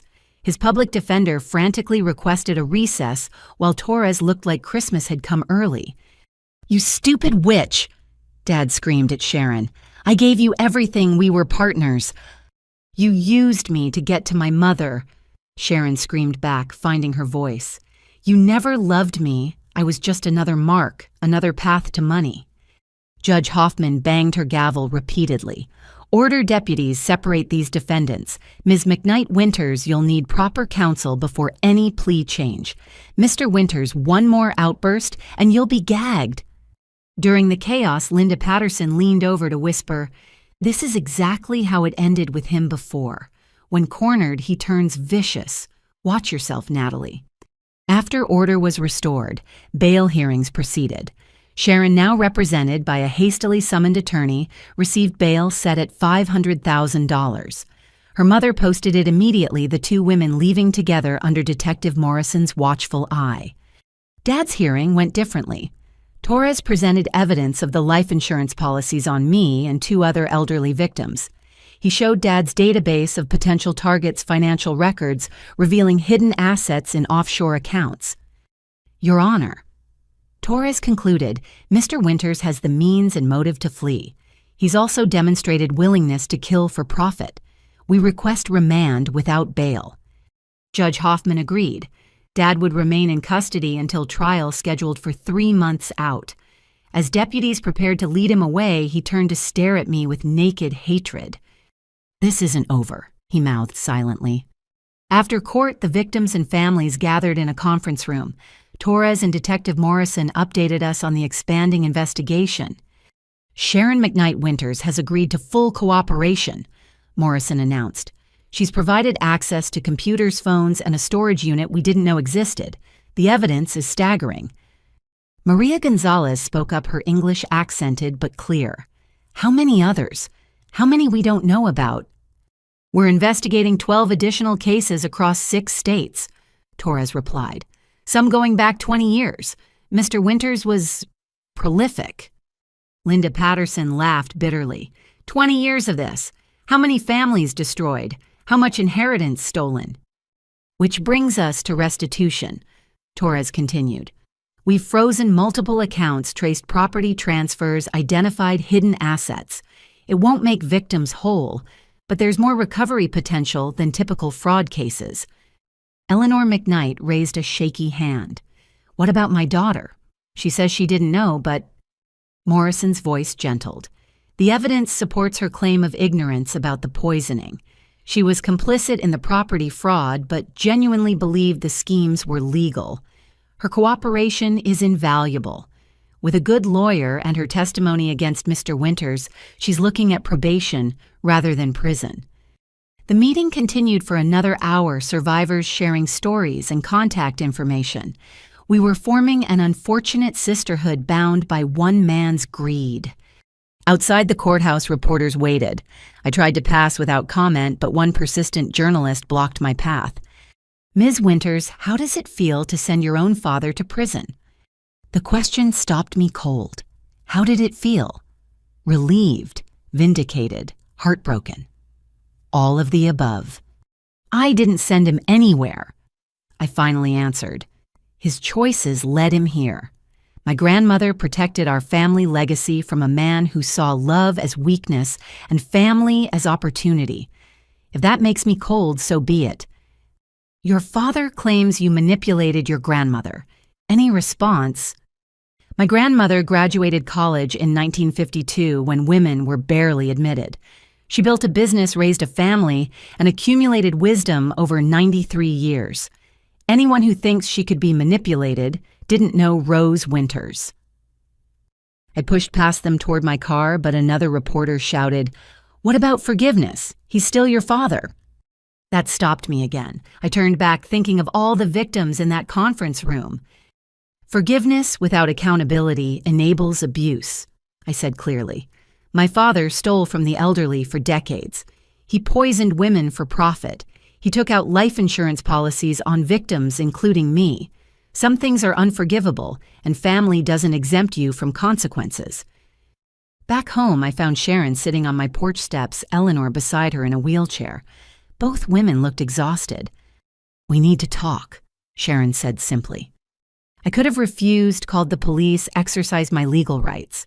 Instead, I opened my door and gestured them inside. We sat in the living room, 3 women connected by one man's crimes. Sharon spoke first, words tumbling out like a confession. I met Robert at a financial planning seminar. I was broke after my second divorce, desperate to rebuild. He seemed so sophisticated, so caring. He asked about my mother within our first 3 dates, but I thought he was being thoughtful. She laughed bitterly. Every romantic gesture was calculated. The weekend trips were to research property values. The family dinners were to assess my mother's mental state. I gave him access to everything because I thought we were building a life together. When did you suspect? I asked.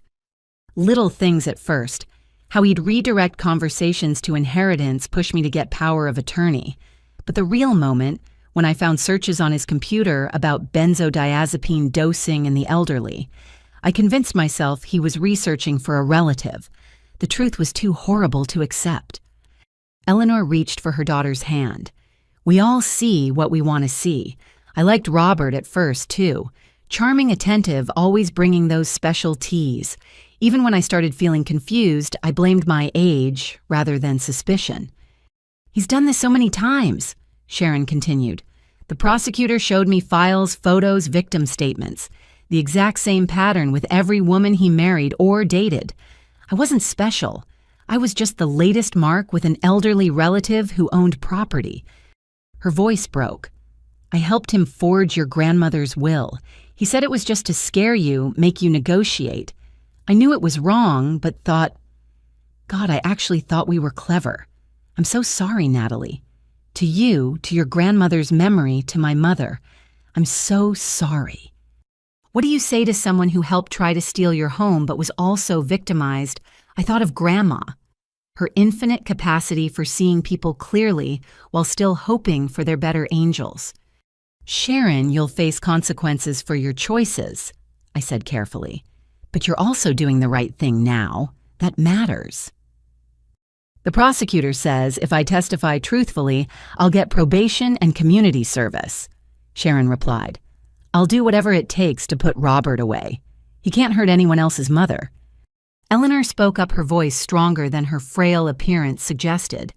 I'm selling the Phoenix properties. Everything's going into a trust for Alzheimer's research. If Robert wanted my money so badly, it'll go somewhere he can never touch it. We talked for another hour, sharing information and building understanding. Sharon revealed more about Dad's methods, his research techniques, his ability to compartmentalize family from profit.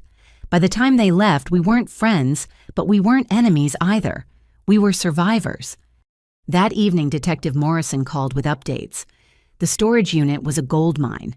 We found documents going back to his college years. He's been running elder abuse scams since he was 19. His own grandmother was his first victim. My blood chilled. Grandma's mother, great-grandma Sarah, had died when I was young. Family lore said she'd been confused in her final year's finances in disarray. Now I wondered if that confusion had been chemically induced. There's something else, Morrison continued. We found journals. Your father documented everything like trophies. Names, amounts stolen, methods used. He was proud of it, Natalie. Saw it as a business model he'd perfected. The sociopathy was complete. Dad hadn't just committed crimes, he'd celebrated them, documented them like a twisted resume. How had Grandma lived with knowing her son was a monster? How had she protected me while carrying that burden? I spent the evening in Grandma's study reading through her letters and journals with new understanding. She'd known everything, fought to protect everyone she could, and still hoped somehow her son would change. The depth of her strength humbled me. A soft knock interrupted my reading. Through the window, I saw Mrs. Henderson with a thermos and 2 cups. Thought you might need company, she said when I opened the door. It's been quite a day. We sat on the porch sharing tea and watching fireflies dance in the garden. The house felt peaceful again, as if Grandma's spirit was satisfied with the day's justice. Your grandmother would be proud, Mrs. Henderson said softly. Not happy, never happy about this, but proud of how you handled it. I feel like I failed him somehow, I admitted. Like I should have tried harder to have a relationship, maybe things would have been different. Mrs. Henderson snorted. Honey, your father was stealing from relatives before you were born. You didn't fail him. He failed, you failed your grandmother, failed every basic standard of human decency. Some people are just broken, and it's not your job to fix them. Her words carried the wisdom of experience. We sat in comfortable silence, 2 women united by love for another woman whose legacy would outlive her son's crimes. As night deepened, I thought about tomorrow. The trial would be brutal, the media coverage invasive, the family secrets laid bare for public consumption. But Grandma's house stood strong around me, filled with love that no amount of greed could steal. Dad had unraveled, revealed as the predator he'd always been. His empire of deception was crumbling, taking him and his accomplices down with it. But from the ashes, something new was growing. A network of survivors, a legacy of protection, and the knowledge that one woman's foresight had saved dozens of others from harm. The house was safe. The truth was revealed. Justice was beginning. And somewhere I was certain Grandma Rose was smiling. 3 weeks into the pre-trial discovery phase, I sat in the prosecutor's office surrounded by bankers' boxes filled with evidence. Each box held another chapter of Dad's crimes, another family destroyed, another elderly victim betrayed. But Torres had called me in for something specific, something he'd warned would be difficult to hear. We finished analyzing the journals from the storage unit. He began, his usually confident demeanor subdued. Your father was comprehensive in his record-keeping. He documented everything, including things about your family history you might not know. He handed me a leather journal, its pages yellowed with age. Dad's handwriting from decades ago, neater and more controlled than his current scrawl, filled every line. This entry is from 1985, Torres indicated. He would have been 22. I read with growing horror. Successfully convinced Grandma Sarah to sign the power of attorney. The confusion from her medication is working perfectly. Told Mom the doctor prescribed it for anxiety, but it's really Valium from that dealer on campus. Grandma's savings should last through my senior year if I'm careful. Mom suspects nothing too trusting as always. Great-Grandma Sarah. His own grandmother, the woman who'd immigrated from Poland with nothing and built a small fortune through decades of hard work. He drugged and robbed her while still in college. It gets worse, Torres warned as I turned pages. Entry after entry detailed his schemes. He'd stolen from aunts, uncles, cousins, anyone with assets and trust in family. He documented techniques for forging signatures, optimal drug dosages for confusion, without obvious impairment ways to isolate victims from potential protectors. One entry from 1991 stopped my breath. Marie's life insurance came through. $2 million, just like I planned. Everyone believes the car accident story. Even little Natalie, though she keeps asking when Mommy's coming home. Told her heaven needed angels. The sympathy is useful. People don't suspect grieving widowers. Need to be careful with the money, though. Mom's already asking questions about my new car. I dropped the journal, my hands shaking. Marie, my mother. The car accident that had shaped my entire life. We're investigating, Torres said gently. The accident report shows brake failure on a remote road. Your mother's vehicle had been serviced 2 days before at a shop your father recommended. The shop closed years ago, but we're tracking down mechanics who worked there. The room spun. My mother hadn't died in a random accident. She'd been murdered by the man who'd vowed to love and protect her, killed for insurance money by my own father. There's more, Torres continued reluctantly. Your grandmother knew. Maybe not immediately, but eventually. We found her own journals in the materials from Mr. Harrison. She suspected, but could never prove it. It's why she changed her will, why she protected you so carefully. He showed me Grandma's journal, her familiar handwriting blurred by my tears. I've failed Marie and Sarah both. Failed to see what Robert was until too late. The police say there's no evidence that I'm a grieving mother looking for someone to blame. But I know my son. I've seen what he's capable of. All I can do now is protect Natalie. Give her the love and stability Robert would destroy. She must never know. The burden of suspecting your father of murder is too heavy for a child. I'll carry it alone. The weight of Grandma's secret pressed down on me. She'd raised me knowing her son had likely killed my mother, protecting me from that truth, while ensuring I'd never be alone with him. Every supervised visit, every excuse for why Dad couldn't take me overnight, every careful boundary, it all made terrible sense now. We need to ask, Torres said carefully. Did you ever notice anything unusual?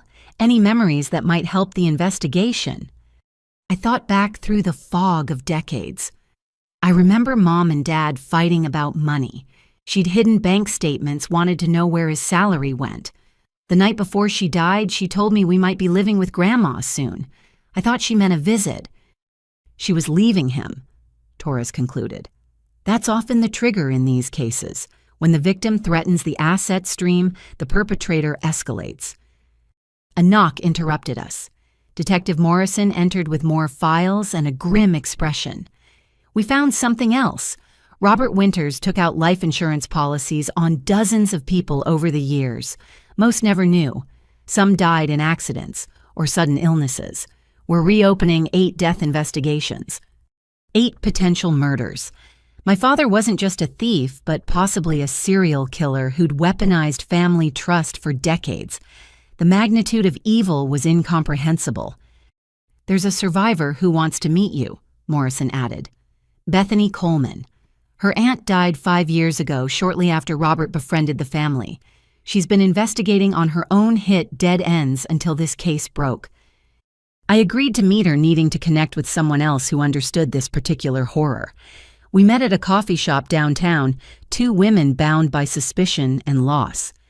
Bethany was younger than me, maybe late 20s, with determined eyes that had seen too much. Aunt Helen was healthy as a horse.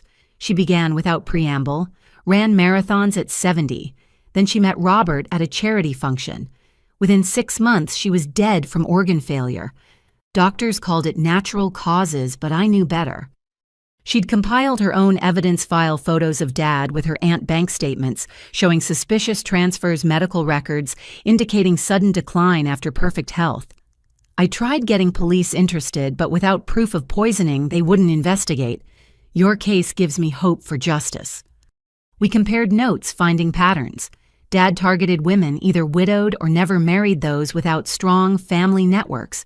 He researched meticulously, attended charity events and senior center gatherings, presented himself as a caring relative or romantic interest, the hunting ground of the vulnerable. He's a serial predator, Bethany said flatly. The money was just a bonus. He enjoyed the control, the deception, watching them trust him while he plotted their deaths. Her words rang true.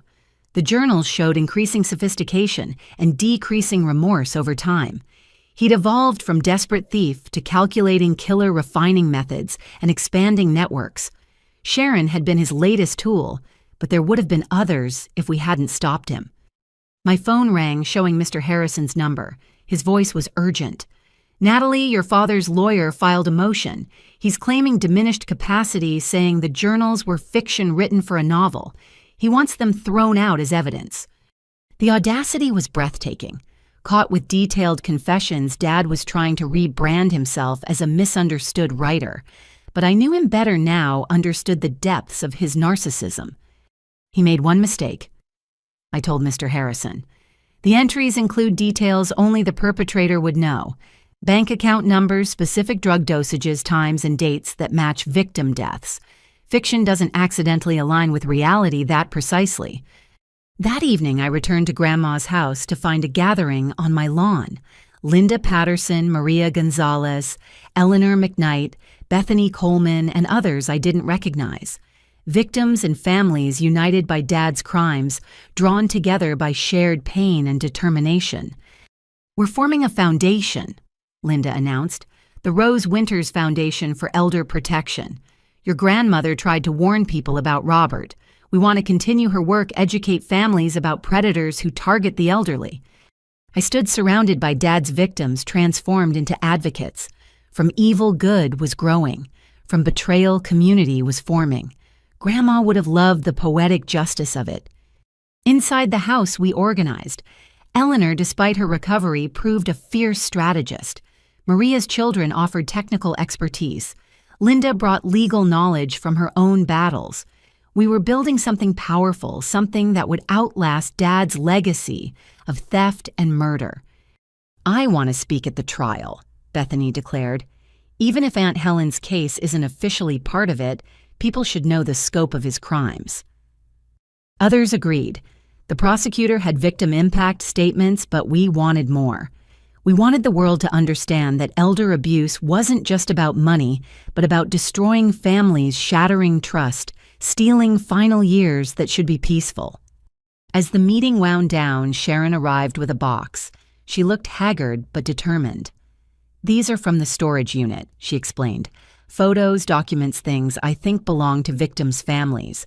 I'm trying to return what I can. The group's response was mixed, some still angry at her participation, others recognizing her effort at redemption. I took the box, finding the gesture more meaningful than any apology. Inside were treasures stolen from the dead family photos, jewelry bonds, and certificates. Each item represented a life cut short, a family robbed of more than money. We spent hours matching items to victims, small resurrections of memory and meaning. This was Aunt Helen's, Bethany breathed, holding a pearl necklace. She wore it every Sunday. He must have taken it after he killed her. The unspoken words hung heavy in the room, but Bethany clutched the pearls like a lifeline one piece of her aunt returned. As everyone prepared to leave, Mrs. Henderson pulled me aside. The whole neighborhood's talking. Some reporters have been snooping around asking about your family history. Be careful, dear. This story's getting bigger. Indeed, the next morning brought news vans to our quiet street. The story of a serial elder abuser with possible murders spanning decades was national news. Dad's photo appeared on every channel, the charming smile now sinister with context. I gave one interview carefully controlled, focusing on the victims rather than sensationalizing the crimes. Elder abuse is an epidemic hiding in plain sight, I said directly to the camera. My father wasn't unique, just unusually prolific. Check on your elderly neighbors. Question sudden changes in their health or finances. Trust but verify even with family. The interview went viral, shared by elder advocacy groups nationwide. Tips poured in about similar cases, suspicious deaths, elderly relatives who died after meeting charming strangers. Dad's arrest was catalyzing a national conversation about elder vulnerability. That night, I sat in Mom's old room, preserved exactly as she'd left it the morning she died. Her perfume still faintly scented the air. Her journal lay on the nightstand, final entry, cheerful with plans for a weekend trip that never happened. I know the truth now, I whispered to her memory. He'll pay for what he did to you, to great-grandma Sarah, to all of them. I promise. The room felt warmer somehow, as if Mom's spirit acknowledged the vow. 2 strong women had died protecting their families from Robert Winters. Their sacrifice wouldn't be wasted. Tomorrow would bring more revelations, more victims, more evidence of a lifetime spent preying on the vulnerable. But tonight I drew strength from their memories. Mom and Grandma, both victims of Dad's evil, both fierce protectors, despite their fate. The foundation was registered. The victims were united. The truth was emerging from decades of shadows. Dad had built an empire on the graves of the elderly, but we were ensuring it would crumble completely, taking him down forever. Justice for the dead, protection for the living. It's what Grandma would have wanted. It's what Mom died trying to achieve. And it's what I'd deliver no matter the cost. The FBI field office in downtown occupied a gleaming federal building, all glass and steel and security checkpoints. I'd been summoned by Special Agent Diana Chen, who was leading the multi-state investigation into what they were now calling Operation Winter's End. The name felt appropriate at the end of my father's decades-long season of predation. Agent Chen met me in a conference room wallpapered with photos, documents, and connection strings that looked like a spider's web. Dad's photo sat at the center with lines radiating out to faces of victims across 20 years and 12 states. Ms. Winters, thank you for coming. She began, her voice carrying the weight of what she'd uncovered. Your father's case has connected to 3 other investigations we've been running. He wasn't working alone. My blood chilled. What do you mean? She pointed to several photos on the wall. Robert Winters was part of a loose network of individuals who shared information about vulnerable elderly targets. They traded techniques, recommended corrupt notaries and doctors, even passed victims between them, like inventory. One face stood out among the accomplices, Dr. Marcus Henley, a geriatrician who'd been quietly helping elder abusers by providing medical cover for poisonings and mental capacity evaluations. Another was Patricia Vance, a estate planning attorney who'd helped create fraudulent documents for dozens of schemes.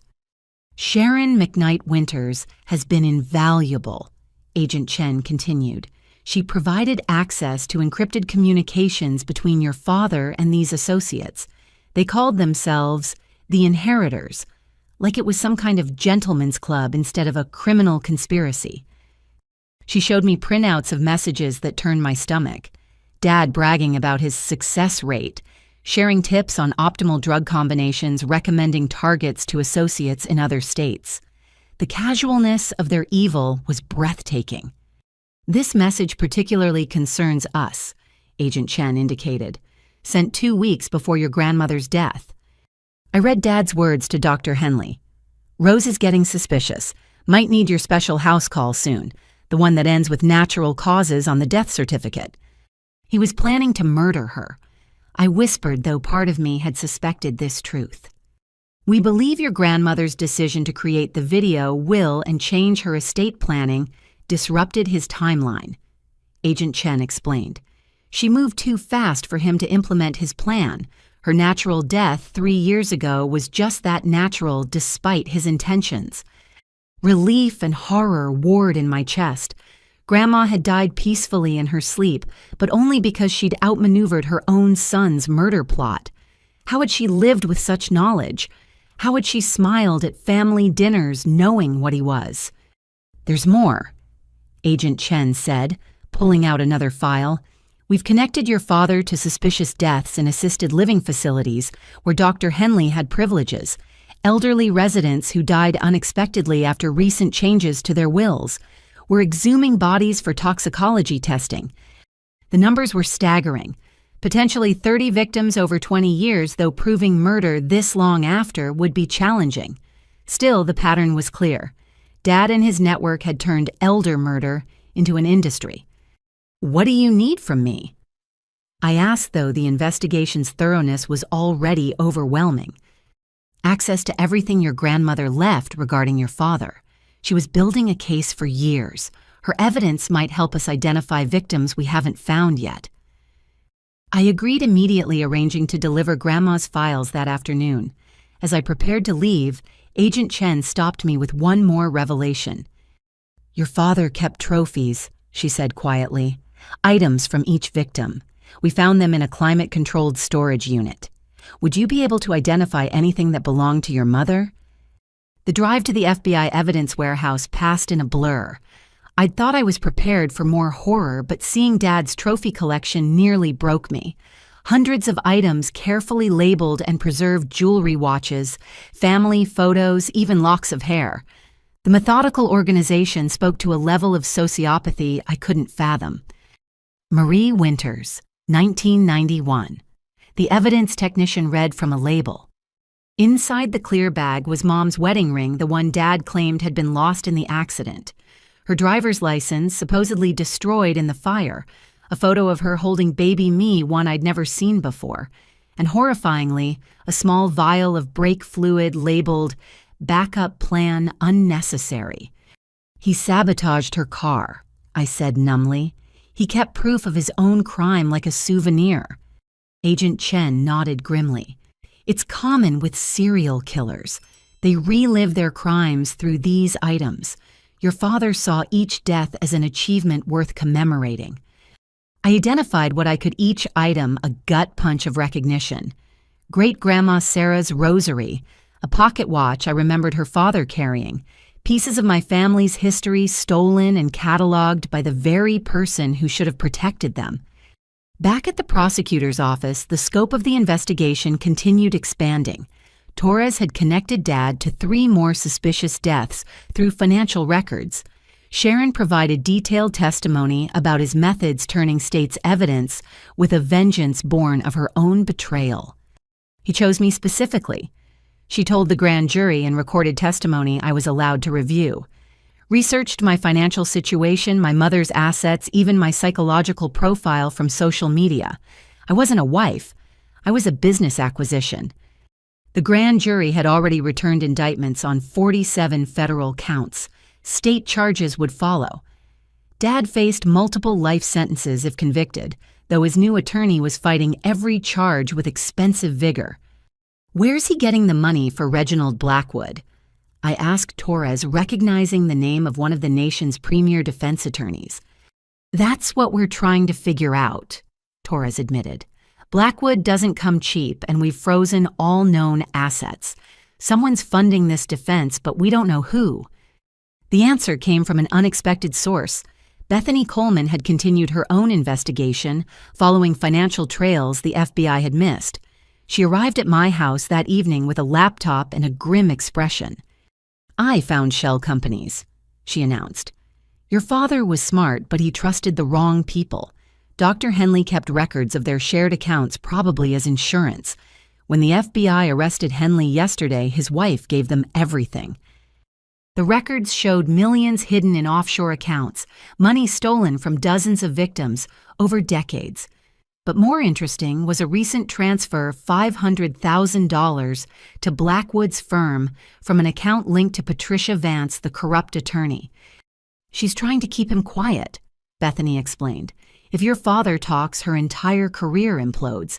She's probably got her own trophy collection somewhere." We turned the information over to Agent Chen, who seemed unsurprised. Criminals always turn on each other eventually.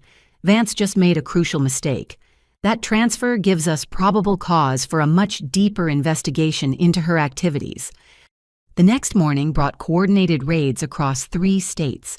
Patricia Vance was arrested at her country club, hauled away in handcuffs, while her society friends watched in shock. Dr. Henley's medical license was revoked pending trial. 2 other members of the Inheritors were caught trying to flee the country. Dad's network was collapsing each arrest, bringing more evidence and connections. The investigation had grown far beyond one man's crimes to expose a hidden industry of elder exploitation. Media coverage was intense, with experts calling it the largest elder abuse case in U.S. history. I gave another carefully controlled interview, this time with a national news magazine. "My father didn't act alone," I emphasized. "He was part of a network that treated our elderly like ATMs to be emptied. This isn't about one bad person, but a system that failed to protect the vulnerable." The response was immediate. Elder advocacy groups gained new members and funding.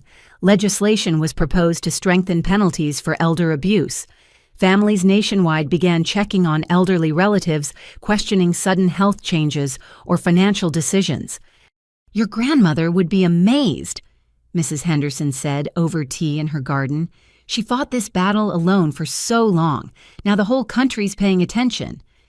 But attention came with a price. Reporters camped outside my house. Dad's supporters, few but vocal, sent hate mail calling me a traitor to family values. Someone spray-painted "ungrateful daughter" on my garage door one night. Those security cameras caught the vandal, who turned out to be a distant cousin, hoping to inherit if Dad went free. Through it all, the investigation continued. More bodies were exhumed. More toxicology tests revealed poisoning. The death toll rose to confirmed 15, with another 20 suspected but unprovable. Dad's journal proved invaluable, providing dates and details that corroborated forensic evidence. One entry particularly haunted me. Marie growing suspicious about the tea. Need to accelerate timeline.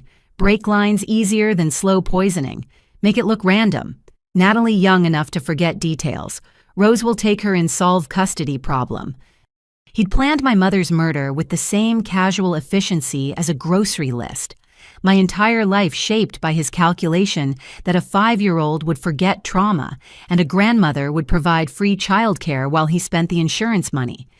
Sharon visited again this time to deliver more evidence. She looked healthier, the stress of living with Dad replaced by the different burden of redemption. "I found these hidden in our house," she said, handing over USB drives.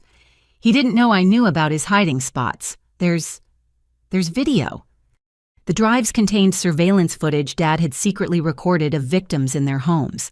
He'd installed hidden cameras during visits documenting their deterioration as his poisons took effect. The FBI tech team called it the most disturbing evidence they'd ever processed. "Why?" I asked Sharon. "Why would he record their suffering?" "Control," she answered simply. "He needed to see his power over them. The money was almost secondary. He enjoyed watching them trust him while he destroyed them. I think I think he's a psychopath, Natalie. The real kind, not movie dramatics. He doesn't feel what we feel. Agent Chen confirmed this assessment after Dad underwent psychiatric evaluation. Antisocial personality disorder with narcissistic features. No empathy, no remorse, sees other people as objects to manipulate. He's charming when it suits him, but views human connection as weakness to exploit. The evaluation explained so much: why he'd targeted his own family, why he'd kept trophies, why he showed no emotion during court proceedings, except rage when challenged. Dad wasn't capable of love, only mimicry of it for personal gain. As the investigation wound toward conclusion, a final puzzle piece emerged. The FBI had tracked the offshore accounts to their ultimate source, a Swiss bank, that finally cooperated under international pressure. The original seed money, the foundation of Dad's criminal empire, came from a life insurance policy on his own father. "Your grandfather died when Robert was 19, Agent Chen explained. Supposedly a heart attack, but given what we know now, another murder. His first murder. Dad had killed his own father for seed money to start his enterprise. The depravity was complete, a lifetime of parricide and greed dressed up as family devotion. That night I sat in Grandma's study surrounded by evidence boxes and investigation reports. The full scope of Dad's crimes was finally clear: at least 20 murders, dozens more attempted murders, hundreds of thousands stolen families destroyed across decades, all because one man saw relatives as resources rather than relationships. But from this evil had come unexpected good. The Rose Winters Foundation was officially incorporated with Linda Maria Eleanor and others as board members. Bethany was writing a book about recognizing elder predators. New legislation bore Grandma's name. The victims had become advocates, their pain transformed into purpose. The phone rang, showing Torres's number. "Natalie, thought you should know. Your father fired Blackwood. He's representing himself at trial. Says no lawyer understands his vision well enough to defend him." I almost laughed at the narcissism. Dad would defend himself, confident in his ability to manipulate anyone. He didn't understand that his journal, his trophies, his own recordings had already convicted him. The trial was just formality now. Looking at Grandma's portrait, I raised my teacup in a toast. "We got him," I whispered. "All of them. The network's broken, the victims are united, and he'll never hurt another grandmother. You protected me long enough to finish what you started." The house felt peaceful, as if a long battle had finally ended. Tomorrow would bring trial preparation and more revelations. But tonight I could rest, knowing the investigation was complete. Dad's winter of predation was over. Spring would come with justice. The federal courthouse in the city center had never seen media coverage quite like this. News vans lined the street, reporters from national outlets jostled for position, and security had tripled for what journalists were calling the trial of the century for elder abuse cases. I arrived early with Torres and Agent Chen, avoiding the main entrance through a secured side door. "Your father's been busy in jail," Torres informed me as we settled in the prosecutor's preparation room. "He's filed 17 motions, all handwritten, all delusional. He's claiming everything from conspiracy to frame him to accusations that you're not actually his daughter." The last claim stung, though I shouldn't have been surprised. Dad would say anything, destroy anyone to save himself. His narcissism had reached new heights in custody, demanding special meals, private cells, and access to law libraries to prepare his defense. He's also been corresponding with supporters, Agent Chen added, showing me printed emails from monitoring. A small but vocal group who believe he's a victim of family betrayal. They're funding his commissary account and spreading conspiracy theories online. I'd seen the websites, the forums where Dad was painted as a devoted son destroyed by a greedy daughter. They'd edited photos, taken quotes out of context, created an alternate reality where he was the victim. It would have been laughable if it wasn't so toxic. "Ready?" Torres asked as the courtroom opened. Walking into the packed gallery felt like entering an arena. I recognized many faces: Linda Patterson and Maria Gonzalez in the front row, Eleanor McKnight in her wheelchair, beside a healthier-looking Sharon Bethany Coleman with her laptop for notes. Behind them sat dozens more victims and families united in their demand for justice. The defense table sat empty until the bailiffs brought Dad in. Prison had aged him dramatically. His silver hair had thinned, his expensive tan faded to sallow gray. But his eyes remained cold and calculating, scanning the room like a predator studying prey. He wore a suit that hung loose on his diminished frame, trying to project authority he no longer possessed. "All rise for the Honorable Judge Margaret Thornton," the bailiff announced. Judge Thornton commanded respect with her mere presence. Known for her no-nonsense approach and particular harshness toward financial predators, she'd been specially assigned given the case's complexity. Her opening remarks set the tone. "Mr. Winters, you've chosen to represent yourself against advice of counsel. I'll warn you once, I will not tolerate grandstanding, irrelevant speeches or disrespect in my courtroom. You'll follow procedure or be removed. Understood?" Dad stood with exaggerated dignity. "Your Honor, I understand perfectly. I look forward to revealing the conspiracy against me orchestrated by my ungrateful daughter and her accomplices." Several victims audibly scoffed. Judge Thornton's gavel came down sharp. "Mr. Winters, that's your first warning. Refer to witnesses and victims respectfully or not at all." The prosecution's opening statement was devastating in its simplicity. Torres laid out 20 years of predation with clinical precision, using Dad's own journals and recordings as a roadmap. The screen showed faces of the confirmed dead elderly people who'd trusted the wrong person with fatal results. "Robert Winters didn't just steal money," Torres concluded. "He stole final years, final moments, final chances to say goodbye. He turned family love into a weapon and elderly trust into a death sentence. The evidence will show a pattern of evil that shocks the conscience."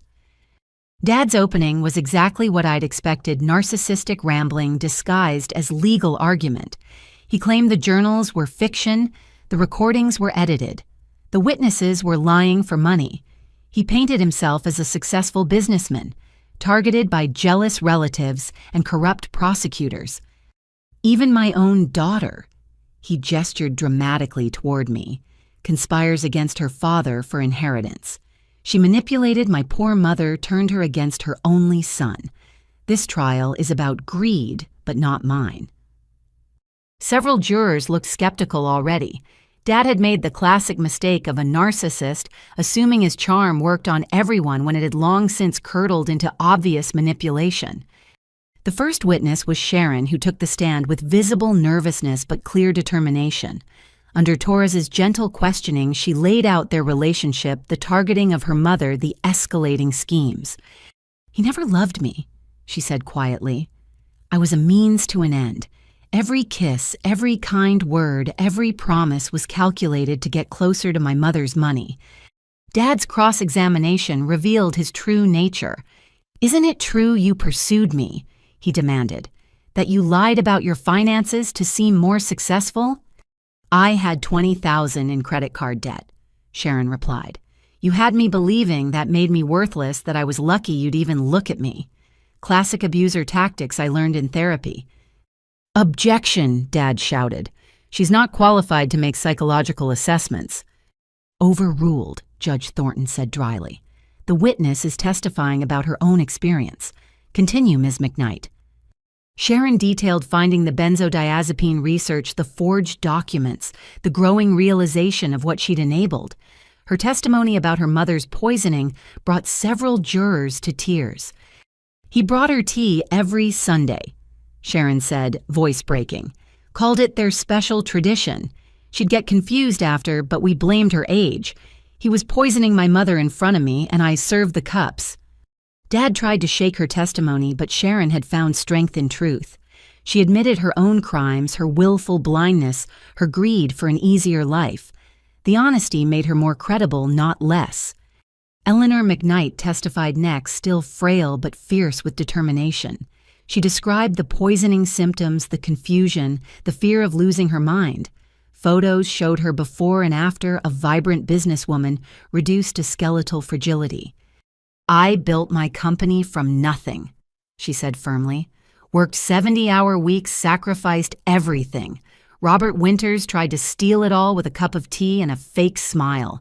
But I'm tougher than he thought. I survived. Dad's cross-examination of an elderly poison victim went as badly as expected. Every aggressive question made him look more monstrous. When he suggested Eleanor was exaggerating for sympathy, she fixed him with a stare that could freeze flame.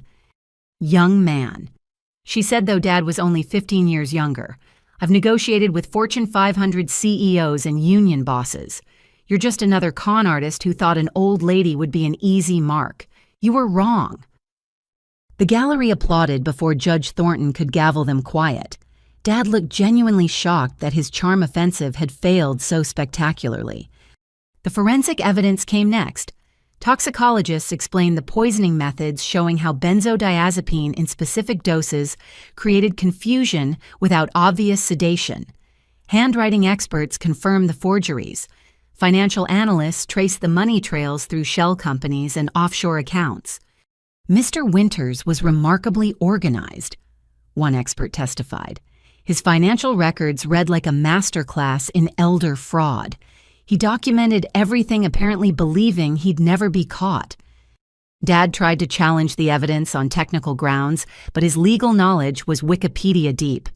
Judge Thornton grew increasingly frustrated with his objections, finally threatening contempt if he continued disrupting testimony with irrelevant challenges. Then came the trophy evidence. The FBI presented the storage unit's contents with devastating effect. Item after item appeared on screen, each representing a life stolen. The jurors looked sick as the scope became clear. These aren't souvenirs, Agent Chen testified. They're trophies. Serial killers often keep them to relive their crimes.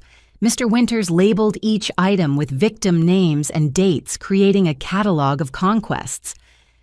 When Mom's items appeared on screen, I had to leave the courtroom. Linda Patterson followed, finding me sobbing in the hallway.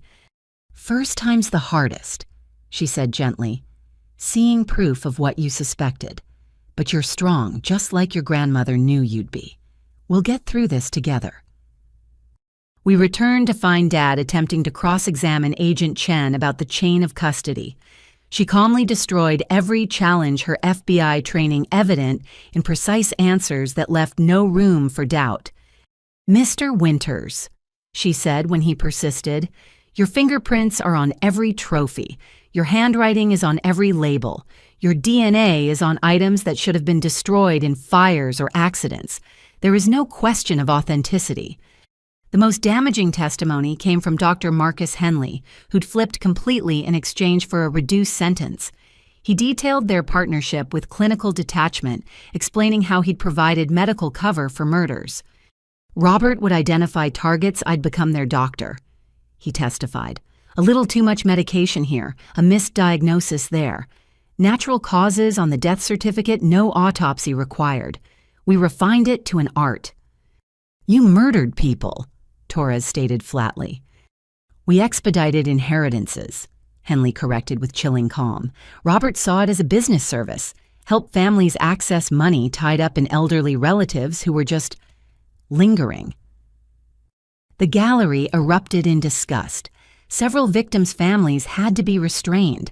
Judge Thornton threatened to clear the courtroom if outbursts continued, though her own expression showed she shared their revulsion. Dad's cross-examination of his former partner was a disaster. Henley had no loyalty left, answering every question with damning honesty. He revealed 3 murders Dad hadn't even documented, elderly patients, whose deaths had been particularly profitable. You were always sloppy, Henley told Dad directly. Keeping trophies, writing everything down. I told you it would be your downfall, but you needed the admiration needed to relive your cleverness. Classic narcissistic behavior. Having his personality dissected by a fellow predator clearly enraged Dad. His mask slipped completely as he screamed at Henley, calling him a traitor and threatening revenge. Judge Thornton held him in contempt, ordering a recess while Dad was forcibly removed. Ladies and gentlemen, she addressed the jury, the defendant's behavior is not evidence of guilt, though you may consider demeanor when assessing credibility. We'll resume tomorrow after Mr. Winters has calmed himself." That evening, the Victims' Coalition met at my house. The trial was going better than hoped. Dad's self-representation turning into self-destruction. But the emotional toll was evident on every face.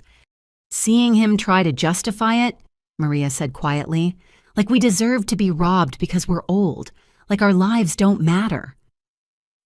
"They matter," Bethany said firmly. "Every single life he stole matters. That's why we're here. That's why we're fighting. Not just for justice, but for recognition that elderly lives have value beyond bank accounts." Eleanor, growing stronger by the day, raised her teacup. "To the ones who aren't here to testify, we carry their voices now." We toasted with tea in Grandma's china cups, a ritual of remembrance and resolve. Each woman in the room had been touched by Dad's evil, but we'd transformed trauma into purpose. The Rose Winters Foundation already had applications for help from dozens of families suspecting elder abuse. "Your grandmother started this," Linda told me, "but you're finishing it. She'd be so proud of how you've handled yourself." I thought of Grandma as I looked around the room at her extended legacy.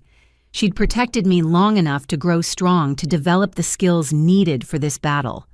Every legal argument I made, every document I filed, every moment I stood firm against Dad's lies was her influence manifested. The trial would continue for weeks more. There would be more evidence, more testimony, more of Dad's desperate attempts to avoid responsibility. But the outcome was increasingly clear. The mountains of evidence, the credible witnesses, the documented patterns of predation would convict him. "He's going to die in prison," Sharon said quietly. "I can't decide if that makes me sad or relieved." "Both," Eleanor replied, patting her daughter's hand. "It's okay to feel both.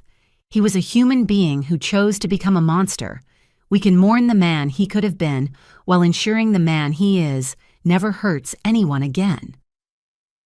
As the evening wound down, I walked each woman to her car, accepting hugs and promises of continued support. Tomorrow would bring more testimony, more evidence, more of Dad's unraveling. But tonight, we'd found strength in solidarity. Standing in Grandma's garden under stars she'd taught me to name, I felt her presence like a warm embrace. The trial was just beginning, but the verdict was written in every document she'd preserved, every protection she'd built, every seed of justice she'd planted. "Almost there, Grandma," I whispered to the night. "Almost there." 2 weeks into the trial, Sharon McKnight Winters sat in my living room, hands wrapped around a mug of chamomile tea. She'd been staying with her mother, but Eleanor was testifying today, and Sharon couldn't face another day in court. The woman who'd once strutted through my home planning renovations now looked fragile, haunted by the weight of her choices. "I need to tell you something," she began, voice barely above a whisper. "About your father, about why I stayed even when I suspected." I settled into Grandma's chair, prepared to listen.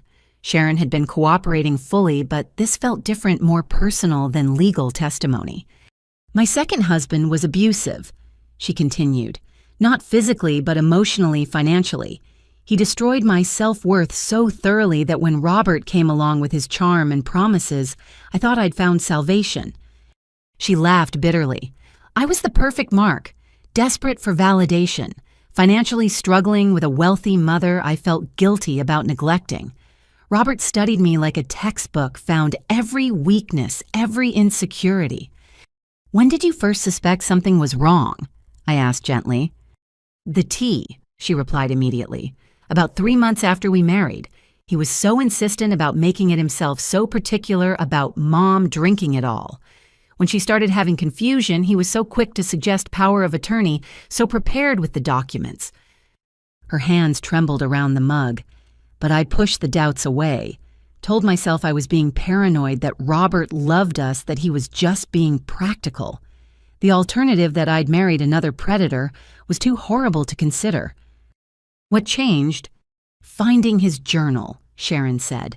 "Not the main one the FBI has, but a smaller one he kept in his car. Just notes, really, but they were about other women. names, ages, assets, and whether they had elderly relatives. I realized I wasn't special. I was just one option he'd selected. She pulled out a small notebook, handing it to me with shaking hands. Dad's handwriting filled pages with clinical assessments of potential targets.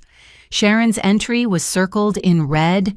Sharon M., 48, divorced, twice 20,000, debt mother. Eleanor owns commercial properties worth $4.2 million. Vulnerable to affection, responds well to financial security promises. Approach at financial planning seminar. He hunted me, Sharon said simply. Researched my life, my vulnerabilities, my mother's assets. I was a business acquisition, not a wife.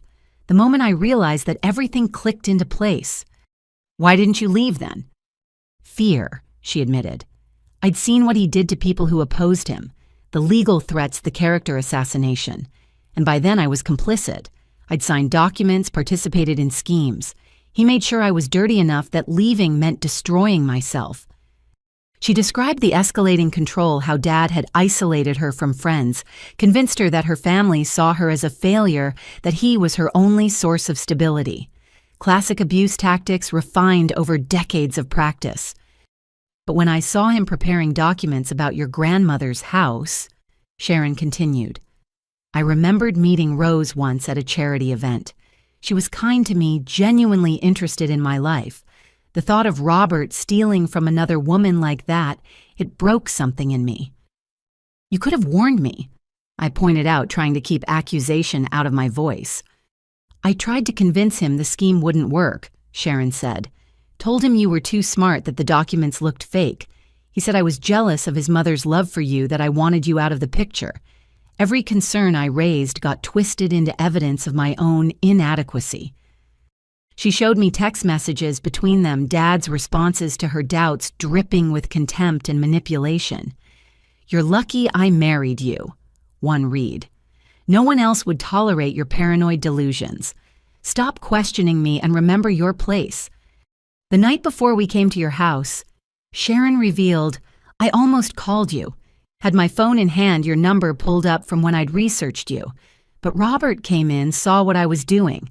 The look in his eyes, I've never been more afraid. Did he hurt you?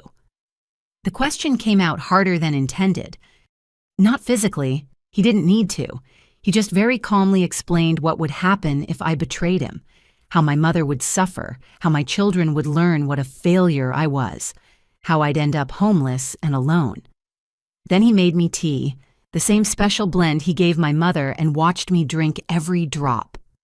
He drugged you. A warning, Sharon confirmed. I was confused for hours, couldn't remember things. He told me that was just a taste of what he could do. After that, I was too terrified to resist. I became the accomplice he needed, hating myself more each day. Her story painted Dad in an even darker light. Not just a predator, but a psychological torturer who enjoyed breaking people down. Sharon had been victim and accomplice, both trapped in a web of manipulation and fear. The day of the arrest, she continued, when you told me about my mother being poisoned, something snapped. All the fear disappeared, replaced by rage. He'd used me to hurt the one person I truly loved. That's when I decided to burn everything down, starting with him. And you have I acknowledged. Your testimony has been crucial. It's not enough, Sharon said firmly. I helped him try to steal your home, your heritage. I stood by while he planned worse. Testifying is the minimum I owe you and everyone else he hurt. She pulled out a folder thick with documents. I've been doing my own investigation, going through everything I can find, trying to identify more victims.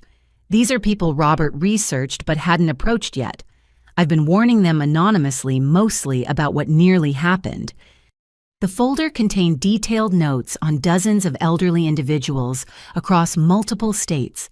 Dad's future victims saved by Sharon's intervention. It was redemption in action, each warning a life potentially saved. There's something else, Sharon said, her voice dropping. About your mother. Robert talked in his sleep sometimes, especially after drinking. One night, about a month ago, he was having a nightmare. He kept saying break lines and Should have used the T. I think he was reliving what he did.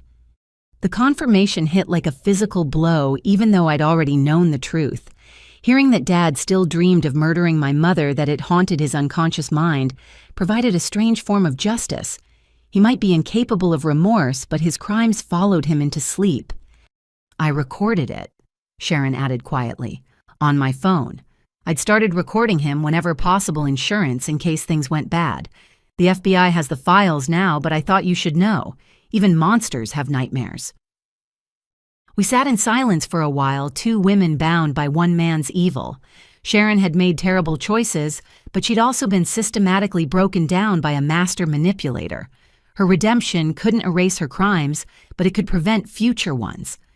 "I'm starting therapy," she said eventually, trying to understand how I became someone who could participate in elder abuse. The therapist says I was trauma bonded, that Robert triggered responses from my previous abuse. It doesn't excuse anything, but maybe understanding helps prevent it happening again. "What will you do after the trial?" I asked. "Community service isn't enough," Sharon replied with surprising firmness. "I want to work with the foundation you're building. Not in any leadership role, I know that's impossible. But maybe I can help identify warning signs, share what I learned about how predators choose accomplices." It was a complicated request.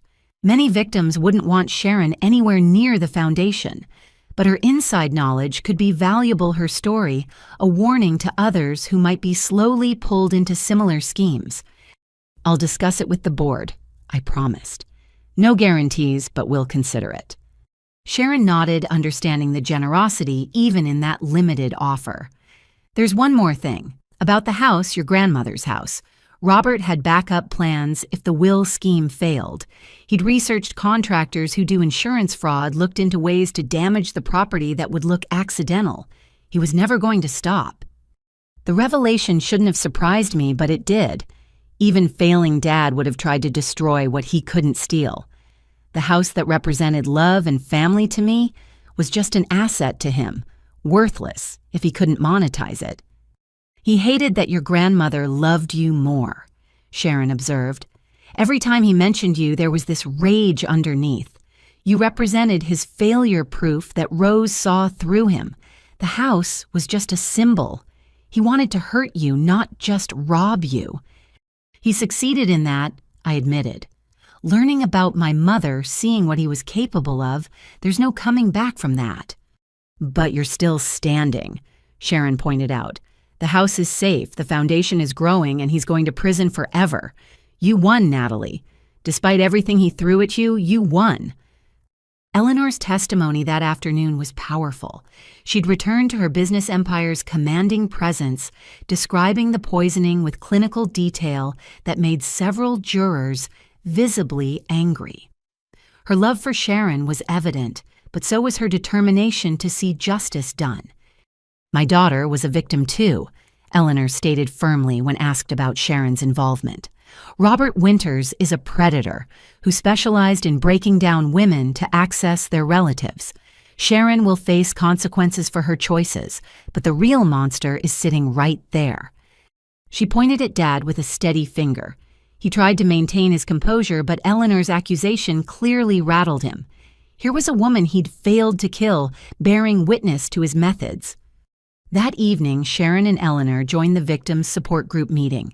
The reception was mixed, some victims still angry at Sharon's participation, others recognizing a fellow survivor. Linda Patterson, ever the voice of pragmatic compassion, addressed the elephant in the room. "Sharon made choices that hurt people," Linda said directly. "But she's also proof of how these predators operate, how they recruit accomplices, how they build networks of complicity. Learning from her mistakes might save others." The group slowly opened to Sharon's presence, especially when she shared her documentation of Dad's research methods. Her notes on his manipulation tactics were particularly valuable, showing how predators identified and exploited specific vulnerabilities. "He kept score," Sharon revealed to the group. "Not just money stolen, but people broken. He had a ranking system for how thoroughly he'd destroyed someone's life. Extra points if they never recovered, if they died believing he loved them. The systematic cruelty took everyone's breath away. This wasn't crime of opportunity, but calculated sadism disguised as family relationships. Dad had gamified elder abuse, turning it into a scoring system for his own entertainment. Bethany Coleman studied Sharon's notes with intense focus. "This is invaluable for my book," she said. "Understanding the predator's perspective, how they choose victims and accomplices. With your permission, Sharon, I'd like to interview you extensively." "Anything that helps," Sharon agreed immediately. "If one person avoids falling into a similar trap, maybe I can balance the scales a little."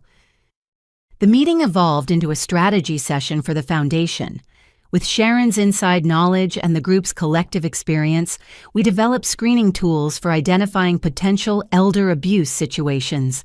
Red flags that seemed obvious in hindsight became teaching points for future prevention. "Isolation is key," Maria's daughter Angela noted, typing rapidly on her laptop. "The predator always tries to separate the victim from support systems. If someone new is suddenly gatekeeping access to an elderly relative, that's a warning sign." "Changes in documentation," Eleanor added. "New wills, powers of attorney, especially if prepared by attorneys the family doesn't know. Robert always had his own corrupt lawyers ready." "And the T," several voices said simultaneously, dark humor and shared trauma. As the evening wound down, Sharon approached me privately. "Thank you for letting me be here. I know I don't deserve kindness after what I did." Grandma believed in redemption. I replied, thinking of Rose's infinite capacity for hope. "She gave Dad 40 years of chances he squandered. You're actually trying to make amends. That matters." Sharon's eyes filled with tears. "I dream about it sometimes. The day we came to take your house. How cruel I was talking about gutting your grandmother's library. I wish I could take it back." "You can't," I said simply, "but you can make sure it never happens to anyone else. That's what the foundation is about. Not just punishment, but prevention." As Sharon and Eleanor left together, the bond between them visibly stronger despite the trauma, I reflected on the complex nature of justice. Dad would pay for his crimes, spend his remaining years in prison. But true justice meant more than punishment. It meant healing for survivors, protection for future victims, and systematic change to prevent similar predations. Sharon's redemption arc wasn't complete and might never be. She'd face her own legal consequences, live with the shame of her choices, struggle to rebuild trust with everyone, including herself. But she was trying, and in the shadow of Dad's absolute evil, her effort at reformation shone brighter. The trial would continue tomorrow. More evidence, more testimony, more of Dad's increasingly desperate attempts to avoid responsibility. But something had shifted with Sharon's full cooperation. The predator's methods were exposed not just through his victims, but through his accomplice, providing a complete picture of how such evil operated. "We see you now," I whispered to Dad's photo in the evidence file. "All your tricks, all your manipulations, all your careful planning. We see it all, and we're going to stop others like you." The foundation had found an unexpected ally in Sharon McKnight Winters. Complicated, compromised, but ultimately committed to preventing others from falling into the same trap. It wasn't the justice story anyone expected, but it was the one we got. And maybe, just maybe, it was enough. 3 days before I was scheduled to testify, Torres called an emergency meeting. His usually calm demeanor showed cracks of concern as he spread new documents across the conference table. "Your father's been busy in jail," he began. "He's filed a motion claiming incompetent counsel, saying his previous attorney, the one he fired, sabotaged his case. He wants a mistrial." "Can he do that?" My stomach clenched at the thought of starting over. "He can try," Torres replied. "But Judge Thornton isn't easily fooled. The bigger issue is this." He pushed a handwritten document toward me. "He's subpoenaed character witnesses, including some names that surprised us." I read through the list, recognizing most as distant relatives or former business associates. But 3 names made my blood run cold: Jennifer Walsh, my college roommate; David Chen, my ex-fiancé; and Patricia Simmons, my therapist from a decade ago. You can't subpoena my therapist, I protested. That's privileged. He's not asking for therapy records, Torres explained. He's calling her as a character witness claiming she can testify to your manipulative personality and pathological need for control. It's nonsense, but it shows he's been researching your life extensively. The violation felt profound. Dad had investigated my past looking for ammunition to destroy my credibility. The college roommate I'd lost touch with, the relationship that ended amicably, the therapist I'd seen during law school stress, all dragged into his twisted narrative. We need to prepare you, Agent Chen said, joining the conversation. His strategy is clear: paint you as a calculating daughter who manipulated Rose into cutting him out. He'll try to trigger emotional responses, make you look unstable or vindictive. He knows your buttons, Torres added. Every parent does. He'll use that knowledge to try to break you on the stand. We need to practice until you can face anything he throws at you without flinching. The next 3 days became intensive preparation. Torres and his team ran mock cross-examinations, each more brutal than the last. They dredged up every failure, every mistake, every moment of doubt in my life. Isn't it true you failed the bar exam on your first attempt? The mock prosecutor pressed. Yes, I replied calmly as coached. Like 30% of test takers, I studied harder and passed the second time. You were in therapy during law school. Why? Academic stress and grief processing after my grandmother's best friend died. Seeking mental health support shows wisdom, not weakness. They threw Dad's likely accusations at me relentlessly, that I'd poisoned Grandma against him, that I'd manipulated her will, that I was money-hungry, vindictive, a disappointment as a daughter. Each attack stung, but repetition built armor. He'll try to make you angry, Torres warned. Anger makes people sloppy, say things they regret. Stay calm, stick to facts, don't let him bait you into emotional responses. Between preparation sessions, I met with the witnesses Dad had subpoenaed. Jennifer Walsh, now a suburban mother of 3, was bewildered by the summons. I haven't talked to you in 10 years, she said over coffee. What could I possibly say about your character? He's fishing, I explained. Looking for anything negative. Did we ever fight? Did I ever do anything he could twist? Jennifer thought carefully. You were studious, maybe a little uptight about grades. Oh, and you once reported our suite mate for stealing food. But that's hardly character assassination material. We strategized responses to potential questions, Jennifer promising to be brief and factual. She seemed offended by the attempt to use her against me, remembering our friendship fondly, despite the distance years had created. David Chen was equally supportive. Your dad's really reaching, he said, reviewing the subpoena. We dated for 2 years, broke up because of career geography, stayed friends. What's he hoping I'll say? Probably that I'm controlling or manipulative, I guessed. He needs to establish a pattern of behavior. The only pattern I remember is you bringing me soup when I was sick and proofreading my dissertation. David laughed. If caring about people is manipulation, we're all guilty. The therapist meeting required more delicacy. Dr. Patricia Simmons maintained professional boundaries while explaining what she could and couldn't say. I can confirm you were my patient and speak to general observations about your character, she said carefully. I cannot discuss treatment specifics. If he pushes for protected information, I'll invoke privilege. What do you remember about my general character? I asked, curious myself after so many years. A young woman dealing with academic pressure and family complications with remarkable resilience, she replied. You were introspective, perhaps overly self-critical, but ultimately focused on growth and understanding. Hardly the manipulative monster he's trying to portray.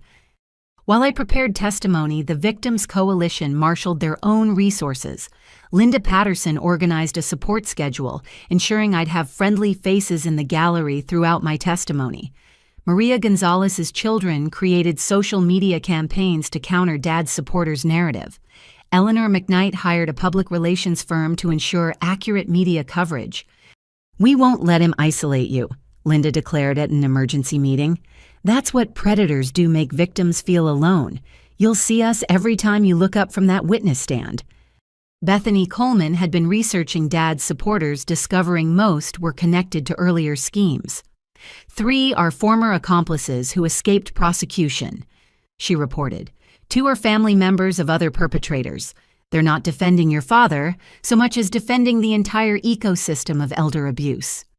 The revelation that Dad was part of a larger network still actively operating fueled our determination. This trial was about more than one man's crimes. It was about exposing and destroying an entire predatory system. Mrs. Henderson and the Neighborhood Watch increased their vigilance as the trial approached its climax. She reported suspicious cars driving slowly past my house, individuals photographing the property. "Your father's supporters are getting bold," she warned. "Keep your security system armed. Don't answer the door for strangers." The threat felt real but distant, overshadowed by preparation for testimony. Torres ran through my testimony outline repeatedly, ensuring every word was precise, every emotion controlled. "Remember, you're not just a victim," he emphasized. "You're a witness to patterns of abuse spanning decades. Your testimony connects dots the jury needs to see. Stay focused on that larger purpose." The night before my testimony, I couldn't sleep. I wandered Grandma's house, drawing strength from every familiar corner. In her study, I found a letter she'd written but never sent, addressed to me. "My dearest Natalie, if you're reading this, the storm has come. I've prepared you as best I could, teaching you strength disguised as gardening lessons, courage wrapped in bedtime stories. Your father will try to break you with words as he broke others with schemes. But you are not breakable. You are my granddaughter, heir to generations of women who survived worse and thrived despite it. Speak your truth. Honor the dead. Protect the living. I am with you always. Love, Grandma." I folded the letter carefully, planning to carry it in my suit pocket tomorrow, a talisman of love against Dad's hatred. Sharon called near midnight, her voice thick with emotion. "I know I have no right to offer support, but I wanted you to know I'll be there tomorrow. What he did to your mother, to all of them, it needs to be said. You're brave to face him." "We're all brave," I corrected. "Every person who testifies who stands up to predators like him. You included Sharon. Your testimony helped build this case." "It's not enough," she said quietly. "But tomorrow, watching you face him down, maybe that's another step toward redemption." As dawn approached, I prepared carefully. The charcoal suit that made me feel powerful, Grandma's engagement ring on my right hand, minimal makeup hair in a simple style that couldn't distract. Every choice deliberate, presenting myself as the competent attorney and loving granddaughter I was. Torres met me at the courthouse's secure entrance. "Ready?" "No," I admitted, "but I'll do it anyway." "That's courage," he said simply. "Doing what's necessary despite fear. Your grandmother would be proud." The courtroom was packed, every seat filled with victims, supporters, media, and Dad's small but vocal contingent. I took the witness stand, placing my hand on the Bible, swearing to tell the truth. The same oath Dad had taken while lying through every word. Judge Thornton nodded to Torres. "You may begin."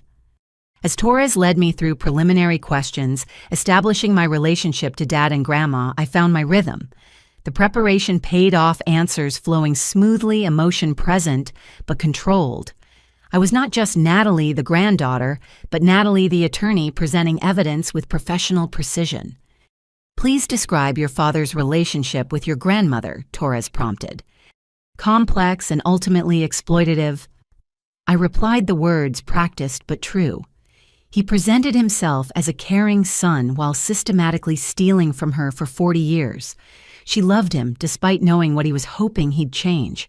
That hope was weaponized against her. I detailed the thefts, the schemes, the escalating boldness of his crimes. The jury listened intently, several taking notes.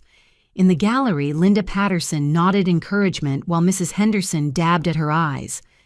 "How did you discover the forged will?" Torres asked. I explained the morning of confrontation, Sharon's measurements, Dad's confident cruelty. Every detail rehearsed, but still painful to relive. The violation of my home, the casual destruction of Grandma's legacy, the assumption I'd fold under pressure. What made you suspect forgery? Multiple factors. I listed them clinically. Wrong paper type, anachronistic formatting, incorrect bank information reference to deceased individuals, and a notary seal from someone convicted of fraud. My grandmother was meticulous. This document was amateur in comparison. Torres walked me through the evidence systematically. The video testimonies, the journals, the expanding investigation. I explained each piece's significance, connecting dots for the jury, building the narrative of a lifetime predator finally caught. The defense will claim you manipulated your grandmother, Torres warned. How do you respond? My grandmother graduated college when women were barely admitted, built a business, raised a family, accumulated wisdom over 93 years. I said, firmly meeting Dad's glare. She was brilliant, independent, and absolutely nobody's fool. The suggestion that anyone could manipulate Rose Winters is insulting to her memory and intelligence. Torres concluded his questioning, and Judge Thornton called a brief recess before cross-examination. I stepped down, legs shaky but spirit strong. The first phase was complete. Now came the storm. In the hallway, the victims' coalition surrounded me with quiet support. Eleanor pressed a handkerchief into my hand. Maria whispered prayers in Spanish. Bethany showed me messages of support flooding social media. "You're doing amazingly," Linda assured me. "Clear, calm, credible. He's got nothing to counter that except bluster." But I knew Dad better than that. He'd been planning this cross-examination for weeks, maybe months. Every question would be calculated to hurt, to destabilize, to transform me from credible witness to emotional daughter. He didn't need to prove innocence, just create reasonable doubt. "Ready," the bailiff called. I wasn't, but I returned to the witness stand anyway, Grandma's letter, a comforting weight in my pocket. Dad stood at the defense table, a predator preparing to strike. But I was ready, too armored in truth and love. "Ms. Winters," he began, his voice dripping false concern. "My own daughter. Shall we discuss what really happened to our family?" The battle was joined, and I was going to win. Dad approached the witness stand with theatrical deliberation, each step calculated for maximum impact. He'd changed into a freshly pressed suit during the break, attempting to project authority he no longer possessed. But I saw through the facade to the desperate man beneath. "Ms. Winters," he began, emphasizing the formality, "you claim I stole from your grandmother for 40 years. Do you have any proof from before 2010? "Your own journal entries dating back to 1985, I replied calmly. "Bank records showing forged checks. Great-Grandma Sarah's missing jewelry that appeared in pawnshop records with your signature." "Allegedly, my signature," he corrected. "These could be forgeries themselves created to frame me." "The state's handwriting expert confirmed authenticity," I reminded him, as did 3 independent analysts. He shifted tactics. "You were 5 when your mother died. How can you testify about events you don't remember?" The question was meant to sting, and it did, but I was prepared. "I remember Mom and you fighting about money. I remember her hiding bank statements. I remember her telling me we might live with Grandma soon. Adult perspective clarifies childhood memories." "Or creates false ones," Dad suggested. "Isn't it convenient how your memories support your narrative?" "What's convenient," I shot back before Torres could object, "is how Mom's brake lines failed 2 days after visiting a mechanic you recommended. How her life insurance paid out exactly when you needed money. How you kept her wedding ring as a trophy." Judge Thornton sustained Torres's belated objection, but the damage was done. The jury had heard the accusation, seen Dad's flash of genuine surprise that I knew about the ring. "Let's discuss your relationship with your grandmother." Dad pivoted. "You moved in immediately after her death. Rather eager, weren't you?" "I moved in 3 months after her death following probate. I corrected. She left the house to me in a video-recorded will with 3 witnesses, nothing eager about following legal procedures. But you'd been planning it, hadn't you, visiting more frequently in her final years, becoming indispensable? I visited frequently because I loved her. I helped care for her because she needed it. While you were absent, I was present. That's not manipulation, that's family. Dad's jaw tightened. He wasn't getting the emotional responses he wanted. Every attack met fact, every insinuation met truth. You mentioned I was absent, he said, false hurt creeping into his voice. Did you ever consider why? How your grandmother poisoned our relationship with her constant suspicion? She suspected you because you stole from her, I stated flatly. The poisoned relationship was your doing, not hers. So you say, Dad mused, turning slightly toward the jury. But isn't it possible she was becoming paranoid in her old age, seeing theft where there was only concern? No, I replied firmly. Grandma documented everything meticulously. Dates, amounts, evidence. Paranoia doesn't produce bank records and pawnshop receipts. He tried another angle. You're an attorney specializing in elder law. Quite convenient given this situation. Almost like you've been preparing for this moment. I specialize in contract law, I corrected. I take elder abuse cases pro bono because of what I witnessed growing up. Watching you exploit Grandma inspired me to protect others from predators like you. Predator. Dad's voice rose in practiced indignation. I'm your father. Biology doesn't excuse pathology. I responded, Torres's coaching echoing in my mind. You're my father genetically. But fathers protect their children. You tried to steal my inheritance and took out a life insurance policy on me without my knowledge. That's predation, not parenting. The mention of the insurance policy made several jurors shift uncomfortably. Dad hadn't expected me to know about that, his preparation failing to account for the investigation's thoroughness. That policy was for your protection, he claimed weakly. With you as sole beneficiary, how exactly would that protect me if I died? I let the implication hang heavy in the air. Judge Thornton intervened. Mr. Winters, move on to your next question. Dad shuffled papers, clearly rattled. His cross-examination was falling apart, each practiced attack, failing against simple truth. He tried several more angles over the next hour, questioning my financial motives, my relationship history, even my law school performance. Each attempt met the same calm, factual responses. Finally, he played what he clearly thought was his trump card. Isn't it true you were in therapy for mental health issues? Yes, I replied without hesitation. I sought therapy during law school to manage stress and process grief. Mental health care is health care, nothing more. And didn't you tell your therapist you hated me? Torres objected immediately. Privileged communication, Your Honor. Sustained, Judge Thornton ruled. Mr. Winters, you know better. But Dad pressed on. Without revealing protected information, didn't you have documented emotional problems? I had documented emotional intelligence, I corrected. Seeking help when needed, processing complex feelings appropriately, unlike someone who drugs elderly women and keeps trophies of his murders. Objection! Dad shouted at his own witness. You can't object to your own question's answer, Judge Thornton said dryly, though the witness will refrain from editorial comments. As the hours dragged on, Dad's desperation became increasingly visible. His questions grew more erratic, jumping between topics without coherent strategy. He accused me of elder abuse, of forging documents myself, of conspiring with the victim's coalition for money. These women you've gathered, he gestured toward the gallery, they're hoping for a payday, aren't they? Civil suits to follow criminal conviction.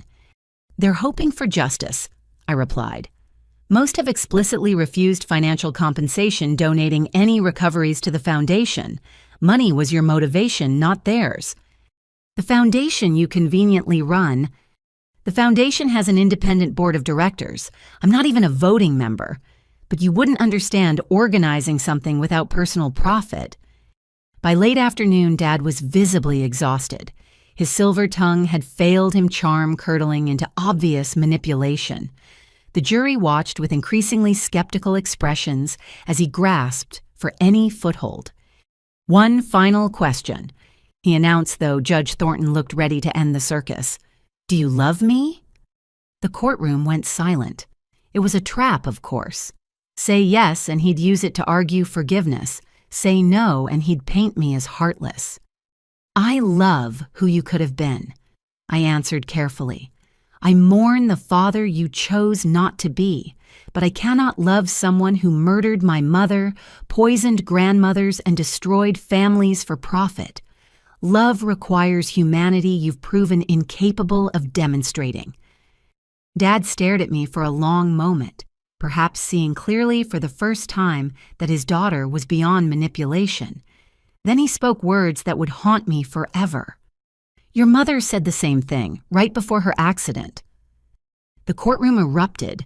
Torres was on his feet objecting. Judge Thornton was banging her gavel. Several victims in the gallery gasped or cried out, but I sat frozen, the admission hanging in the air like a confession. "Mr. Winters." Judge Thornton's voice could have cut steel. "Did you just confess to murdering Marie Winters?" Dad's face went white as he realized what he'd said. "I meant, that's not... I want to invoke my Fifth Amendment rights." "Too late for that in your own defense," the judge replied. "The jury will note the defendant's statement. Ms. Winters, do you need a moment?" I shook my head, finding my voice. "No, Your Honor. I'm ready to continue." But there was nothing left to continue. Dad slumped back to the defense table, his accidental confession rendering further questions moot. Torres wisely had no redirect, letting Dad's words echo in the silence. As I stepped down from the witness stand, the gallery erupted in whispered conversations. Linda Patterson was crying. Eleanor McKnight looked grimly satisfied. Sharon had her face in her hands, shoulders shaking. The trial continued for 2 more days, but the outcome was decided in that moment. Dad's remaining witnesses were perfunctory character references who seemed embarrassed to be associated with him. His closing argument rambled about conspiracy and persecution, but his heart wasn't in it. Torres's closing was masterful, weaving together 20 years of predation into a narrative of evil hidden behind family ties. He played clips from Dad's accidental confession, from victim testimonies from the video Will Grandma had made. Robert Winters killed his own mother emotionally, if not physically, Torres concluded. He murdered his wife for insurance money. He poisoned elderly women for sport and profit. He kept trophies like a serial killer, because that's what he is, a serial killer who used trust as his weapon. Justice demands he never harm another grandmother, another mother, another family again.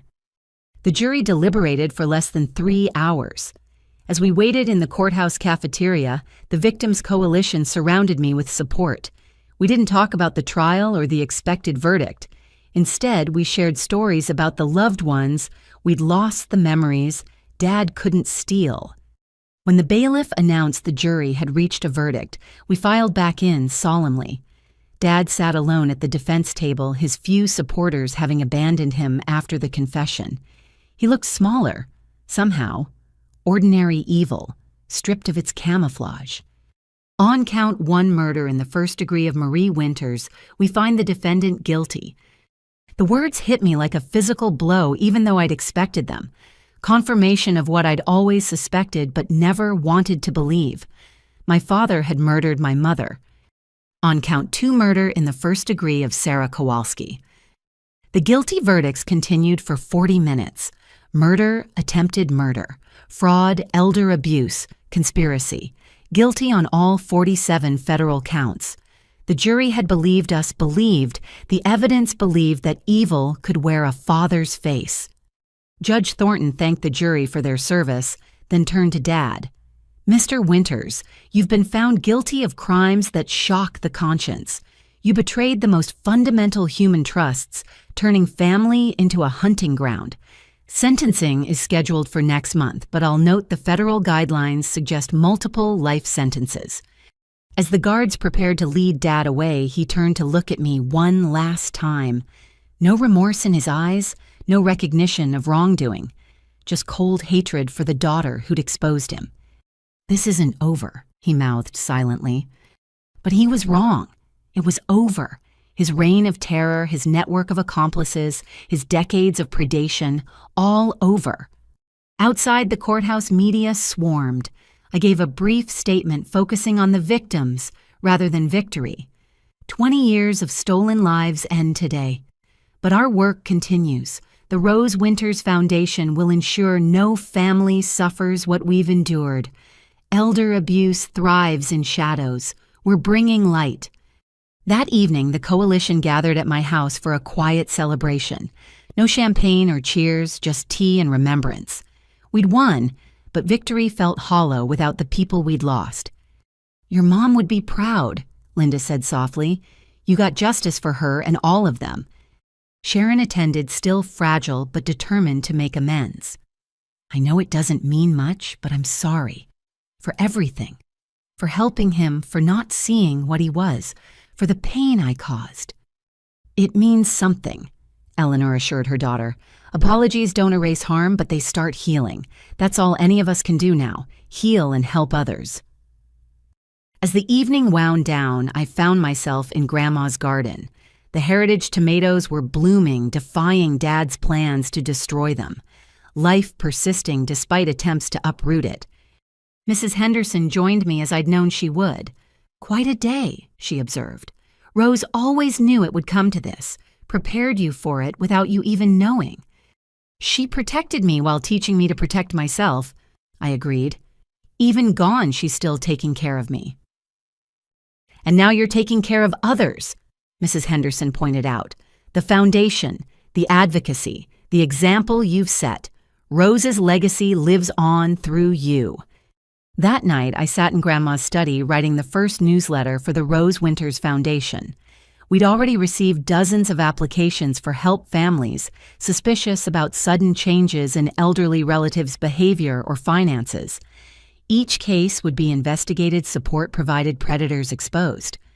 Dad would spend his remaining years in prison, but his legacy would be the foundation that prevented others like him.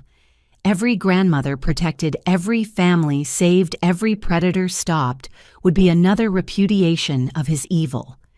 The trial was over. The verdict was delivered. Justice, imperfect but real, had been served. And somewhere I was certain Mom and Grandma were finally at peace. 6 weeks after the verdict, I stood in the federal courthouse for Dad's sentencing. The courtroom was packed again, but the energy felt different. Less tension, more resolution. The Victims' Coalition filled the gallery, some wearing photos of lost loved ones like talismans.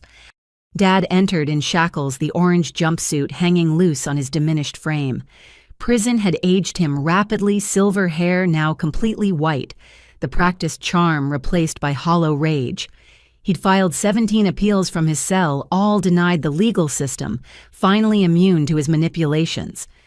Judge Thornton reviewed the pre-sentencing report with visible disgust. "Mr. Winters, in my 30 years on the bench, I've rarely seen such calculated evil. You didn't just steal money. You stole final years, final moments, final chances for families to say goodbye. You murdered your own wife, leaving your daughter motherless for profit." She continued through the victim impact statements that had been submitted.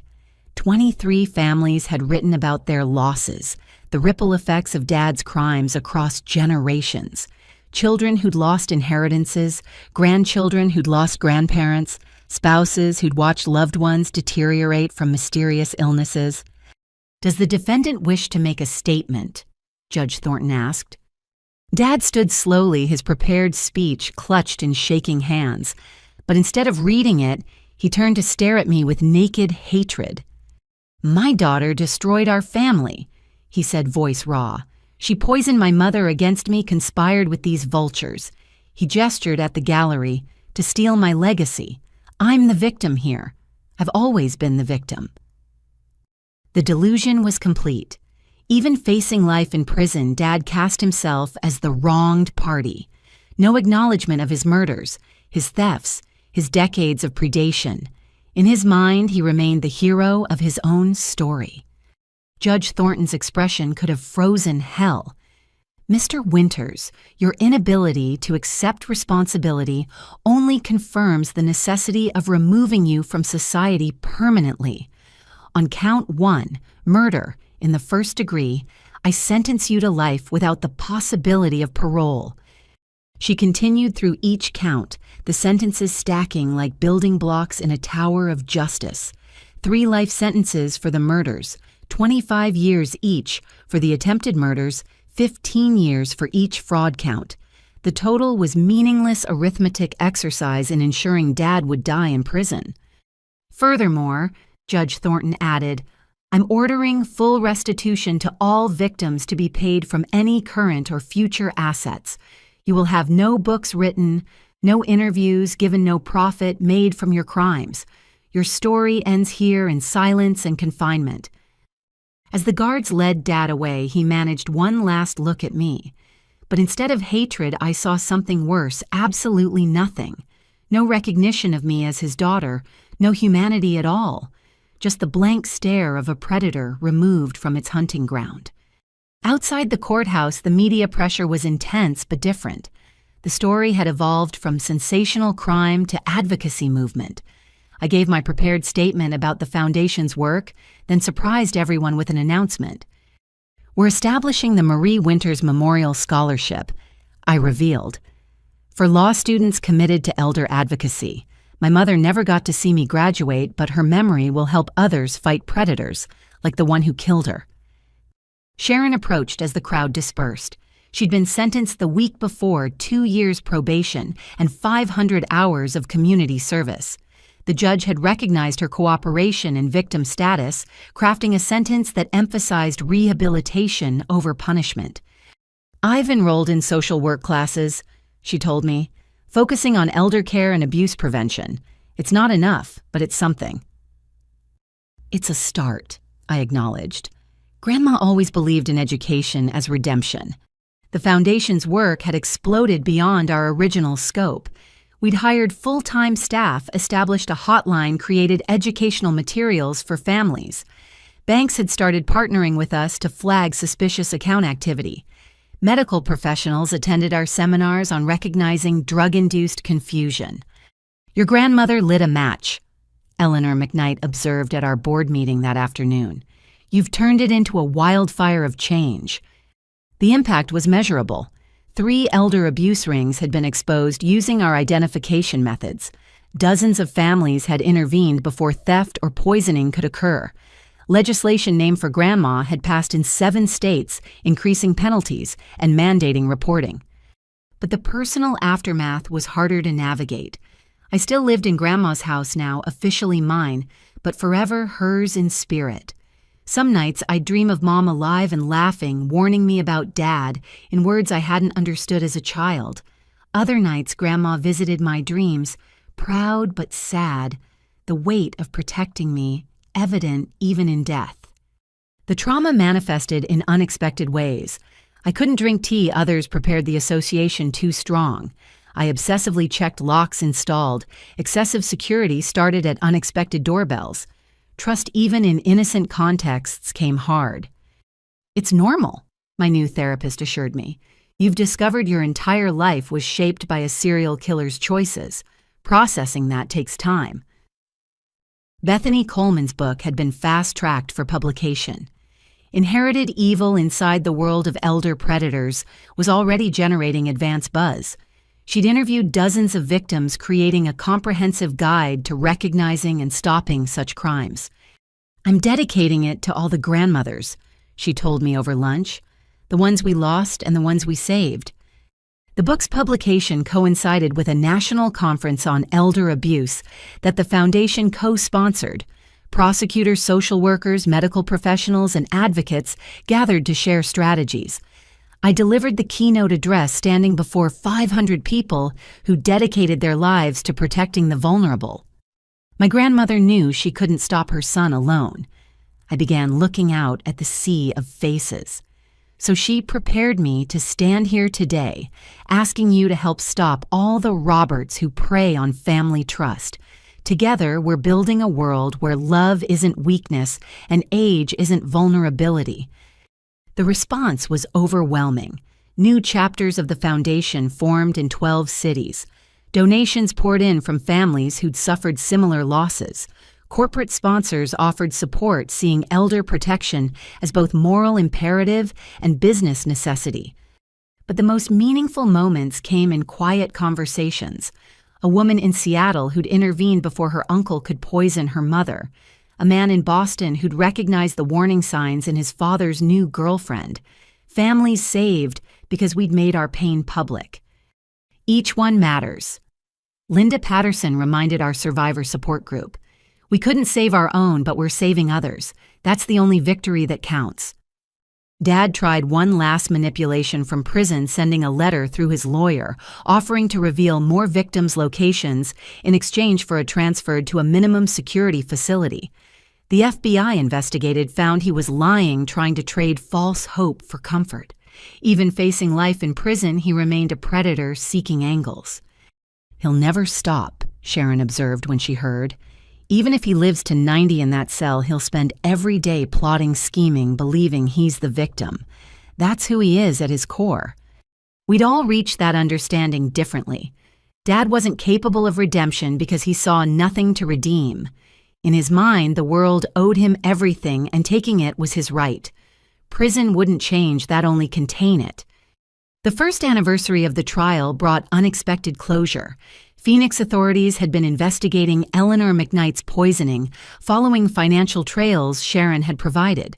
They discovered Dad had partners there too, a smaller network targeting wealthy retirees in desert communities. "Your testimony gave us the roadmap," the Phoenix detective told me.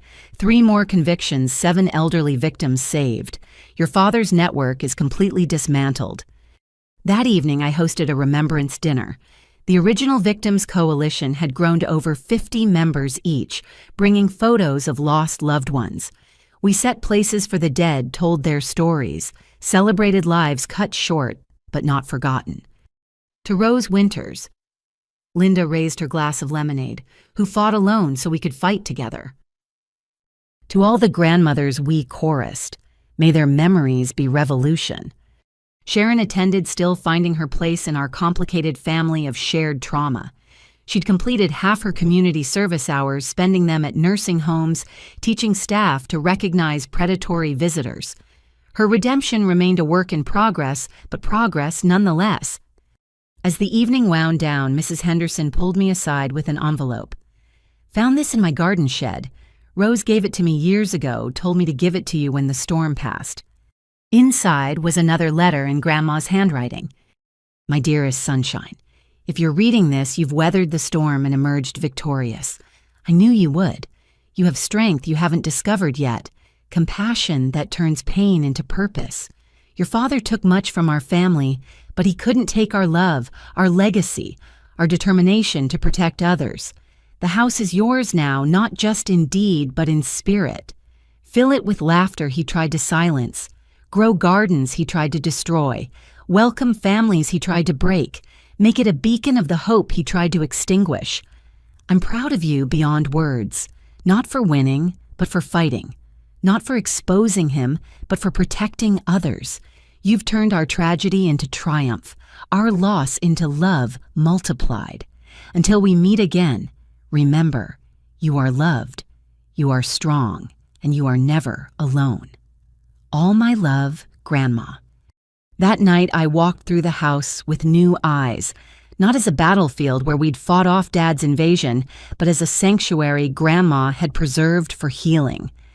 Each room held memories of love, stronger than any predator's evil. In the garden, Grandma's heritage tomatoes grew heavy on their vines. Tomorrow, I'd harvest seeds to share at the Foundation's next event. Each packet would carry instructions for growing, but also for watching, protecting, nurturing what the vulnerable entrust to our care. The aftermath continued to ripple outward. Laws changed, awareness spread, predators found hunting harder, as families learned to watch for signs. Dad's legacy of death was being overwritten by one of life protection and communal care. Standing in Grandma's greenhouse, surrounded by growing things that defied destruction, I finally felt the storm truly passing. Not ended, never fully ended while predators existed, but managed, channeled into purpose, transformed from personal tragedy to public triumph. "We did it, Grandma," I whispered to the night. "We really did it." And somewhere in the gentle rustling of tomato leaves, I swear I heard her answer, "No, sunshine, you did it. I just gave you the tools." The aftermath was becoming the after, and in that after, beauty grew from ashes hope, from horror and love from loss. It was exactly what Grandma had planned all along. 3 years had passed since Dad's sentencing when I stood in Grandma's garden on a perfect spring morning. The heritage tomatoes were in full bloom, their vines heavy with fruit that would soon be harvested and shared. The Rose Winters Foundation was hosting its annual gathering, and over 200 people were expected throughout the day. The house had been transformed into a beacon of hope, just as Grandma had envisioned. What once stood as a potential crime scene now served as headquarters for a national movement. The library Dad had wanted to gut housed resources for families suspecting elder abuse.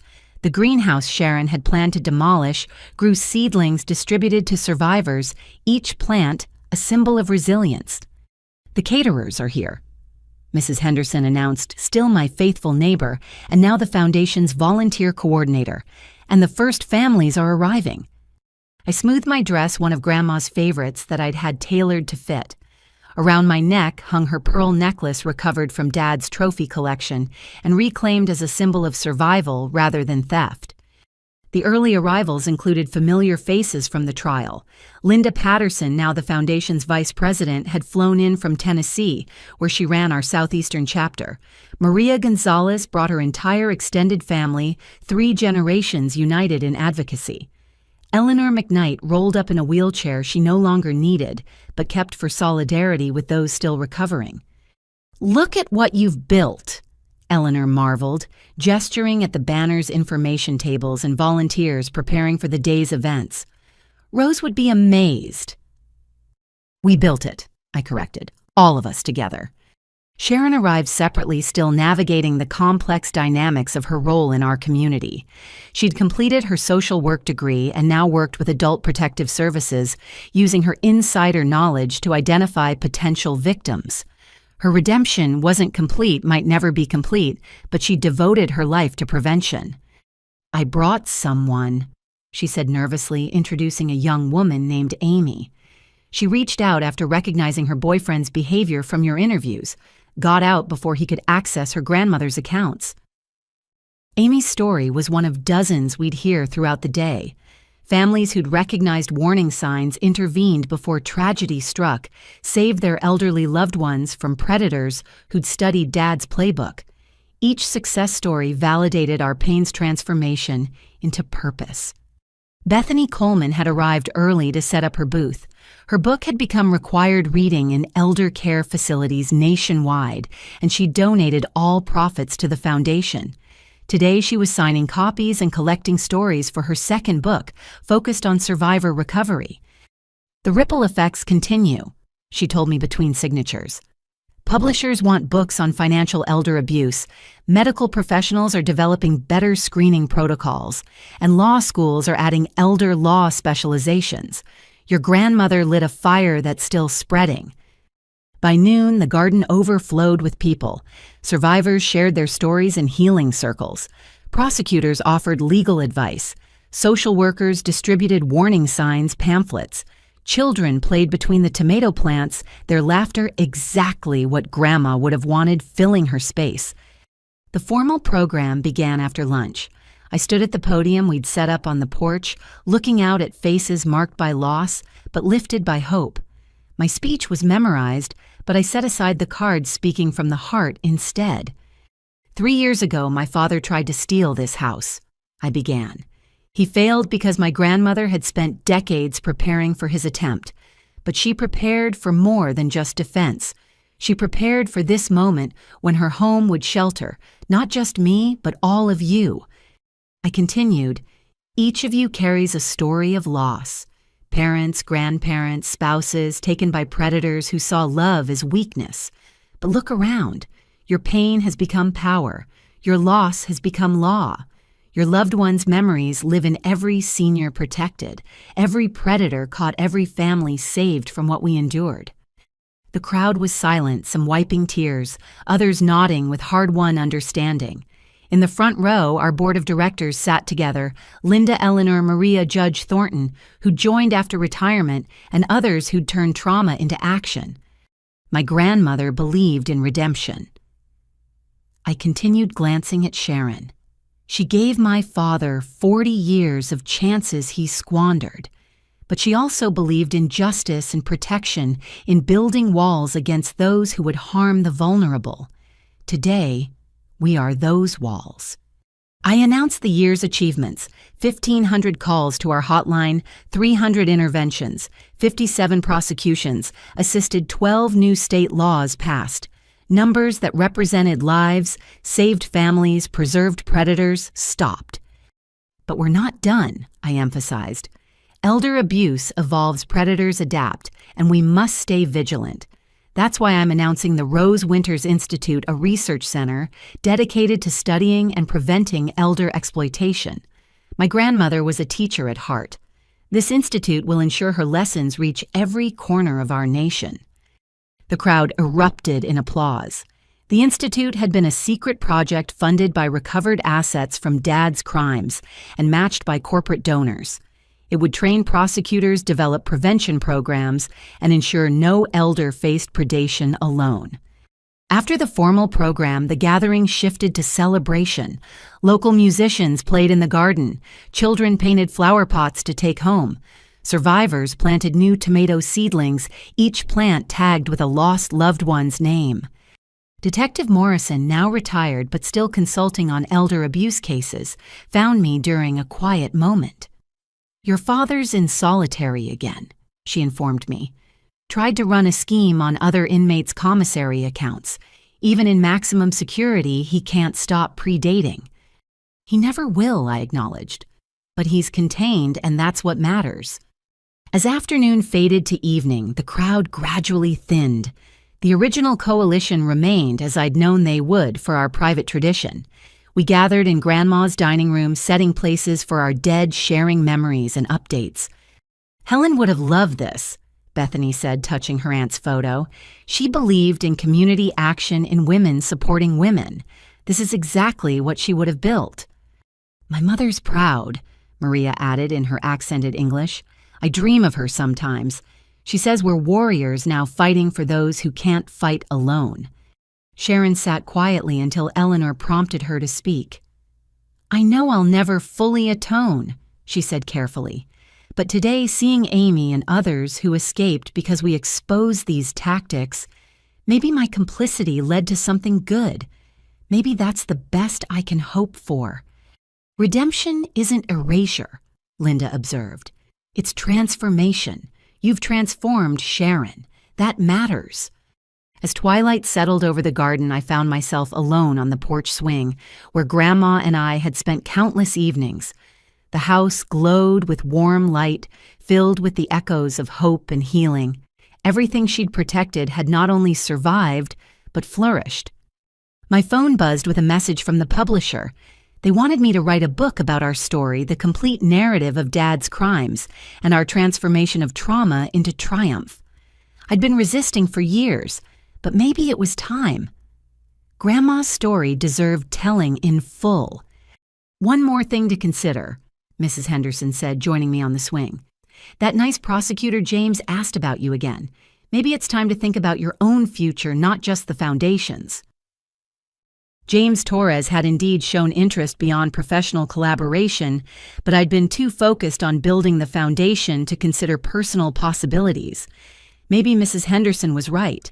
Maybe it was time to let love into the fortress Grandma had built. "She'd want you happy," Mrs. Henderson continued. "Not just successful, but happy. This house should hear laughter again, maybe even children's voices. New life to balance all the death we've processed." The thought warmed and terrified me equally. Trust came hard after discovering your father was a serial killer. But Grandma had loved after loss, built after betrayal. Her example suggested possibility beyond pain.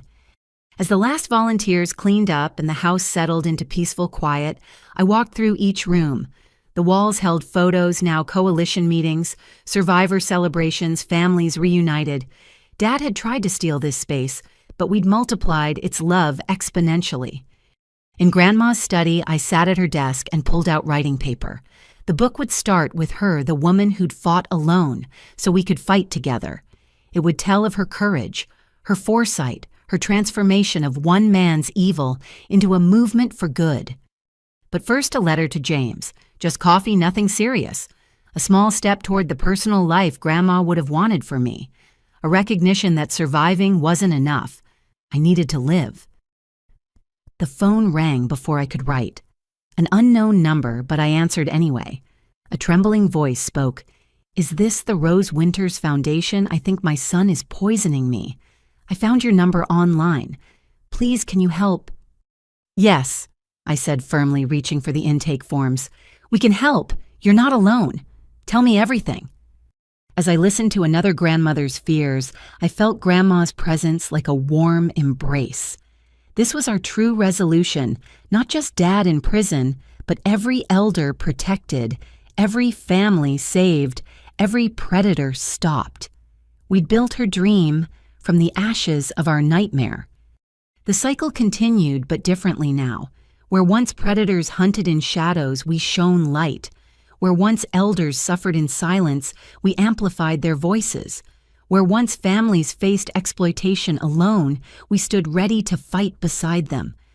"Thank you for calling," I told the frightened woman after gathering her information. "Someone will be with you tomorrow. Tonight, don't drink anything you didn't prepare yourself. You're going to be okay." After ending the call, I finally wrote my letter to James. Just coffee, but maybe the beginning of adding new love to the love we'd preserved. Grandma's house had protected me long enough. Time to let life fully bloom within its walls. The stars were bright over the garden, the same constellations Grandma had taught me to name. Somewhere I was certain she watched with satisfaction. We'd won more than a court case. We'd won a future where her love multiplied across generations, protecting grandmothers she'd never meet from predators like the son she'd loved despite his evil. "Rest now, Grandma," I whispered to the night. "We've got it from here." The house settled around me with familiar creaks and sighs, no longer haunted by attempted theft, but blessed by successful protection. Tomorrow would bring new challenges, new calls, new families to save. But tonight, in the sanctuary, Grandma had preserved all was well. The resolution wasn't an ending, but a beginning, and that I knew was exactly what she'd planned all along. Life lesson. Sometimes the greatest gifts come disguised as our deepest betrayals. Grandma's foresight taught me that true inheritance isn't about property, but about the strength to stand against injustice. By protecting what she'd entrusted to me, I discovered my life's purpose. Her house became more than walls and memories. It transformed into a sanctuary for healing and justice. Family isn't always who we're born to, but who stands with us when we defend what's right. What would you do if someone you trusted tried to take everything from you? Have you ever had to stand up to a family member who was in the wrong? I'd love to hear your thoughts and experiences in the comments below. If this story touched your heart, please give it a like and share it with others who might need to hear it. And don't forget to subscribe for more stories of courage, justice, and the power of love to overcome even the darkest betrayal. Thank you for listening to my story. Remember, you are stronger than you know, and sometimes the family that matters most is the one you build from shared purpose and mutual protection.